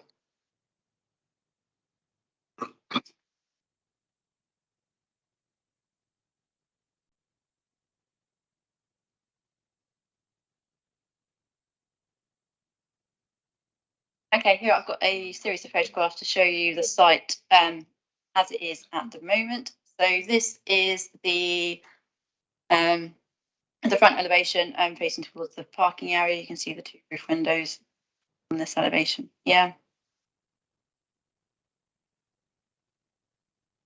The next one is the east facing elevation when stood in the neighbour's garden.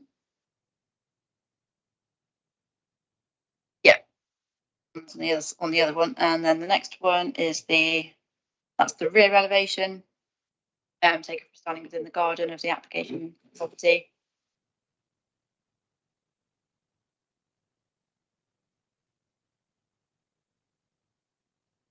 This is the front elevation as seen from the neighbouring garden to the north of the site.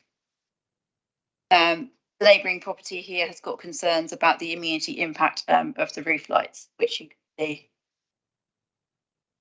Roof lights here.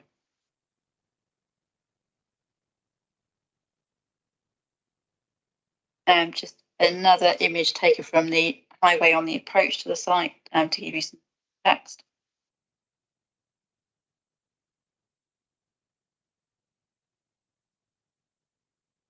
Another view from the highway, and then I think the next photo is taken from the coast path itself.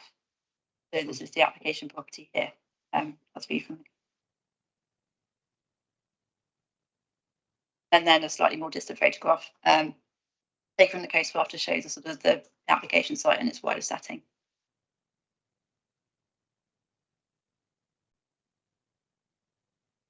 So the key issues are the neighbour immunity issues, particularly in relation to the glare reflection caused by the roof lights on the front elevation, and whether the overall package of design changes from that, which were from the scheme that was previously consented on appeal, are acceptable.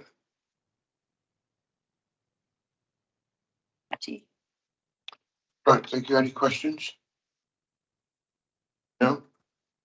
In that case, we'll go straight to Councillor Taylor. Should I go through this now or wait for? Now or wait for? Well, you bet your case where you brought it. Yeah, well, okay, yeah, that's fine. The reason I bought this really was because of the objections from Parish Council and the neighbours, because on the opposite side of the road, on the east side, there's bungalows, and they get a massive reflection from the roof lights that weren't. There's no planning in place for that at all, and the developer knew that, obviously, because he's done several things. Right, and this is a retrospective thing we all love, don't we? I don't know if they think we're a load of idiots or what, but they keep coming back with these things, and it is affecting the neighbours badly. I've visited there, and I'm wondering why you need so many roof lights in a bungalow that's highly glazed anyway. So it's causing light pollution, which is there's no street lights in the village whatsoever. So why they need this? And this is a 40% increase in roof lights from what was originally planned, because that came back as a minor amendment after the planning went through. I mean, I know that enforcement's been there a couple of times, and they did comply with that in the end. But it is causing discomfort really in the lounging area of the bungalows the other side of the road. In these lights, they can't open them because, I mean, I actually saw 2 young people go in there in minutes the roof lights are open, but there's no planning application for any upstairs roof. So considering there's no street lights, this is causing a massive light pollution, and it's right by because there isn't any street lights in the village, as I said, and it's right by the coast. And I mean, they have done a very good presentation. I want to go there on holiday, I think. It looked very quite attractive. But anyway, I'll leave it there if I may, and move on then. Thank you, Chairman. Right, thank you. Members, debate. Robert. Oh, I want to say I'm annoyed because it's not relevant apparently. But on these roof lights, are they for ventilation then? If they're opening them immediately and there's no room up there, it's just so that they can let out the hot air.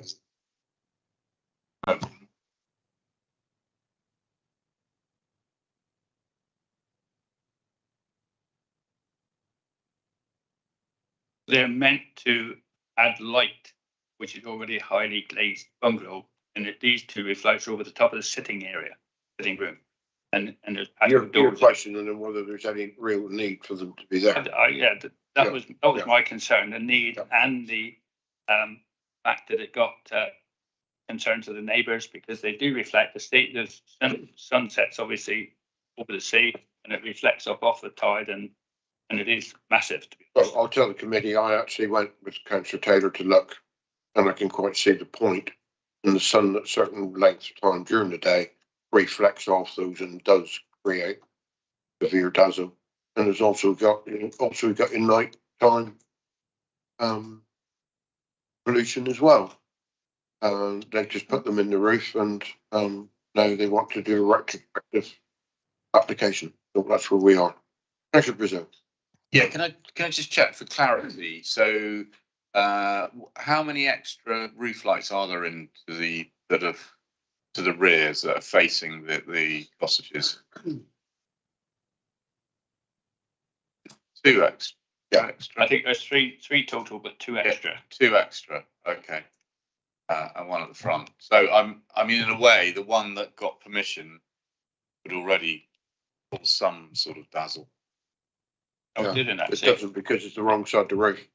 Which is the one that causes the dazzle then? The one in that. No, not in the one in the gable end. It's the one in the other end, because the gable actually looks of south, and the other two So, actually. but the one on the left at the bottom was one of one of those ones that was in the original plan.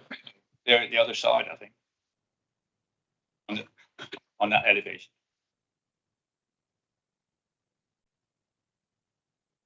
Right, clarify, Chairman. So this is the original approved plan. So that's the north elevation, which had 1 roof light going above the one roof light, which from the floor plan serves the hallway, which wouldn't otherwise have any windows. And then there were 2 shown here on the east elevation, which would be serving the main living space. And then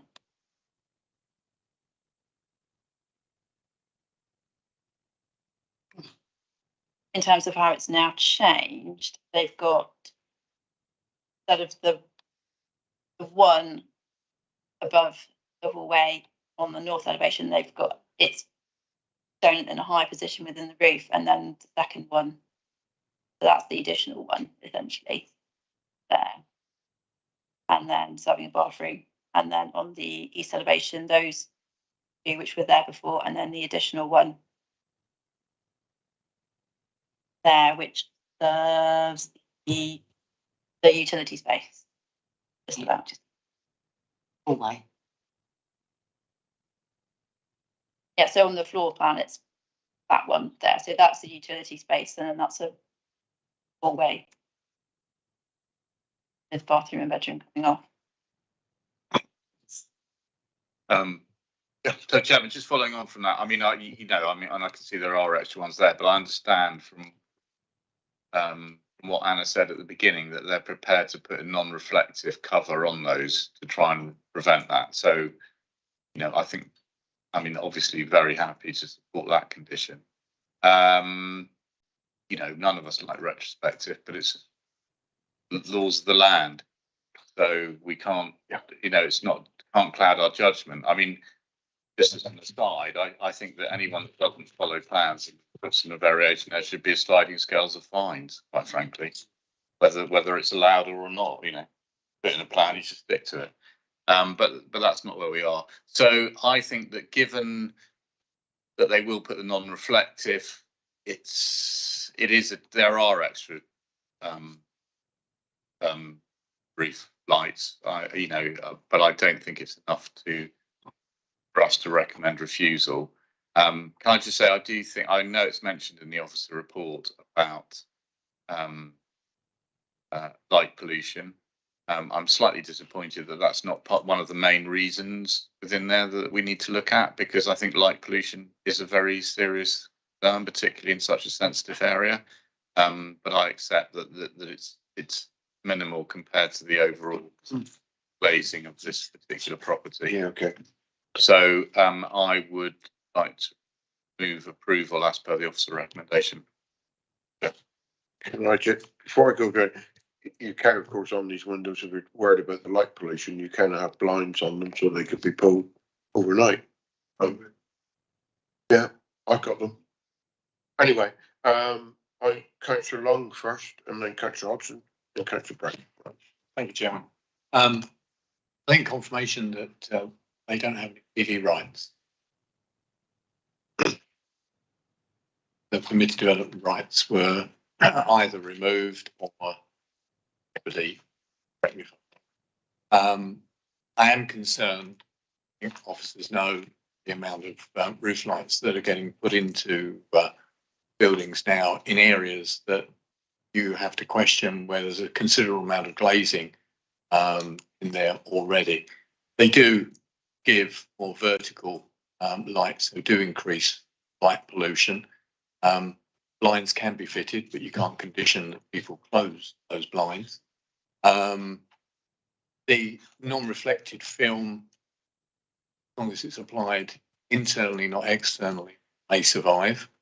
But it's still that non-reflective, film doesn't stop the actual light emission coming from, and they're in areas where at night lights will be on most of the time, so it does increase light pollution. Yes, there's a lot of glazing there, but we're adding to it, and I'm not, I have to say that I do question the need for these. They had a planning application which was approved by the inspector, which provided them with more than adequate lighting in there. So I'm afraid it might seem small on this matter of principle. Wouldn't vote for it. Okay. What did I say? Councillor Hodgson, wasn't it? That's right. Thank you, Chairman. Yeah, I was actually going to say pretty much what you just said a minute ago, which is really that if we could look at maybe some kind of blind inside, but as you say, it can't be conditioned. But there are certain things that you can get. I mean, they could actually have to change the windows to have something that actually is inside that can be non-reflective. I mean, you can get ones, as far as I understand it, that have an automated blind that can, as darkness falls. That might be something. I mean, it'd be quite expensive, but they've taken a bit of a chance here anyway. Beyond that, like Mark, I mean, as much as it seems a bit petty, I actually would find it hard to support this. I'd probably abstain. I mean, I think in principle, generally, it looks slightly better than what the original proposal was. Outside of the roof windows, I think that's it's more in keeping the design where they've taken off what was a sharp triangular kind of extension. They've softened that by making it sort of symmetrical. I think there's some elements of this that are favourable, but I think certainly the impact of roof windows, if they're not properly managed, I think it can be sort of difficult for others around. So that's what I would say, if we could possibly sort of condition that they change the roof windows to be ones that are automatically kind of non-glaring and blinds it within. Okay, thank you. Councillor Brown.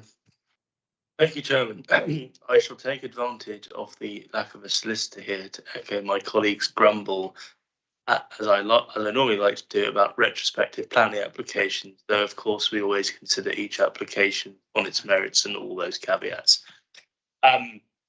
I get this is extremely frustrating, and it would annoy me as well, but I suspect it's unlikely we could defend, or the council could defend, this application being refused at appeal, as annoying as it is.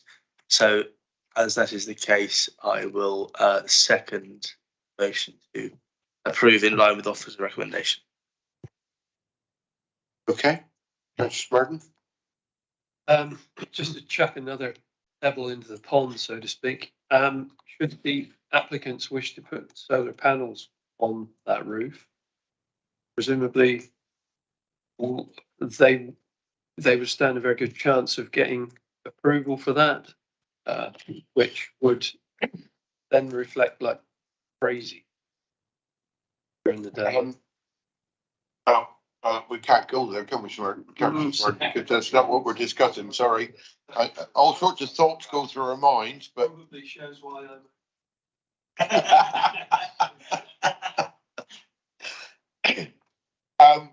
Right, well, okay, yes. So, I'm going to return to the officer. Thank you. Just sort of as a point of clarification, really, there is a fairly belt and braces removal of permitted development rights as part of the original consent granted on appeal. So that condition, removing the majority of classes of residential permitted development, including the installation of micro generation equipment. So they would have to apply for planning permission if they wanted to put solar panels on. So there would be the opportunity for input at that stage. Yes, you are. And just for clarity, are members saying that they are wanting to approve the application subject to an additional condition to what's in the officer report to require the anti-glare coating to be put on the roof windows? Yes. I've got a draft condition because it's a retrospective application, sort of within 2 months of the date of the approval. Details of an anti-glare and anti-reflective screen to be installed on all the roof lights hereby approved shall be submitted to the local planning authority. Upon confirmation of acceptability of the details provided, the anti-glare and anti-reflective screens shall be placed and thereafter maintained after that in perpetuity. In terms of, does that Within a month. Yeah. Yeah. But once we've approved it, they have to put it on within a month. And then it retains in perpetuity. Right, okay. Councillor Hodgson. Was there a blind included there or not? We have done it before. We did it in Dittisham some years ago, actually. We have asked for blinds in roof windows that were common, going straight into a wildlife corridor. We did, and I seem to remember it was a bit problematic in terms of the actual discharge of that condition, and it is it's very difficult from an enforcement point of view. Even if you have those ones where they do it automatically, to actually, in terms of the tests of reasonableness of and enforceability of planning conditions, it's really, really problematic. Would be my advice. Councillor Brown. This is extremely petty of me. Might not be something surprised by. Claire said 4 weeks. Within 4 weeks of the decision going out. Now we're at the peak of summer at the moment, and there's some quite nice dark evenings, and people are outside enjoying their music. Is 2 weeks reasonable, or is that just not? Okay, fine. It's very petty. Yes, Councillor Brazil. I'm not changing my reckon, and I'm happy with that condition. That's fine. And a month, 2 months, I don't really mind so much. But what I would say is that the fact that we've heard today that conditioning blinds, roof lights, means that I would impress upon officers that light pollution is a massive issue. Yeah. And it's not just to be like, oh, well, they can put a blind up, because they can't condition it anymore. So I think that, that when they're assessing applications, they must give full weight to the, and that's contained within the AOMB. Yeah, it is within the AOMB. Yeah. So just that's a noting, really. Yeah. Yes. Just to come up on that, totally, and I think we can pass that on in our next team meeting to reiterate that point. I think the difference here, I wouldn't want members to think that officers hadn't given the light pollution aspect due consideration. I think, as has been highlighted by a few members here, this was refused by officers members previously. It's how much worse do these make the existing situation, given the huge amount of glazing already on this unit? So I think, had the scenario in the background been a bit different here, there may have been a different view. So I wouldn't want members to think it hadn't been considered, but I'll certainly reiterate that point. We can at the next team meeting. Thank you. Councillor Taylor. Yeah, I just want to finish off if I may. And if we pass this with the condition for glazing, is that in perpetuity? I mean, because you got to keep it there. Yeah. It's no good putting it there and then taking it down at Christmas. Yeah, it's in the word. Yeah, thank you. Okay. Thank you. And we, just to add that, we continue to invite details within a month of the permission. Members approved. So invite the details into the local authority within a month, and then within a month of it being, those details being agreed, they have to apply it, and then it remains in. Okay. So you agree the material that's being used? Yes. Somebody's got to agree that. Yeah? Yes. And just pick a bit of plastic up there. It doesn't say you will put it on, it says you'll show it to us, we agree it, and then you'll. Okay. Sorry, it says that you'll the applicant will give us the details within a certain time period. That will have to be done as a discharge condition. We will then formally agree that, or not agree it if it's not up to whack. Agree those details, and then within a certain time period of us agreeing those details, they will apply, and it will remain so in perpetuity. Are you clear on exactly what we're voting on? Don't know, Chair, are you? Yeah. The recommendation as per the report with the additional condition. Right, thank you. All those in favour, we do have a proposal and second in favour of the application.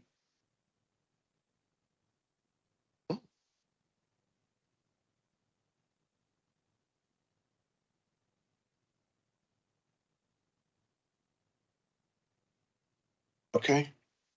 Those against? Against? There's no abstentions then?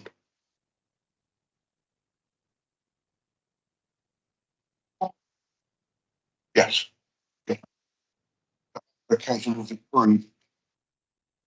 Are we going? You want to go through these? I thought that probably the rest of the agenda is of not great value, but unless anybody has got anything that they're got a really burning to say about the appeals, etc. Yes, Councillor Panel. There seem to be a number where officers have objected to applications on grounds of sort of unenablingness of this, where additions or adaptations are being made to buildings which will have an unwelcome effect on the neighbours. And there seem to be a string of these where the inspector has thrown that out, which is concerning because that's obviously one of the key issues that we have to decide on an application that affects neighbours. Is there any thought about, is this just a one-off that we've had this string of them, or is this something that is becoming a trend? I would suggest you address that question to Mr. Weimer when he's back, because he does have a view on it, and I'm not going to express it here. And I think we'll leave it there. Okay, so thank you, members. I will now declare this meeting closed.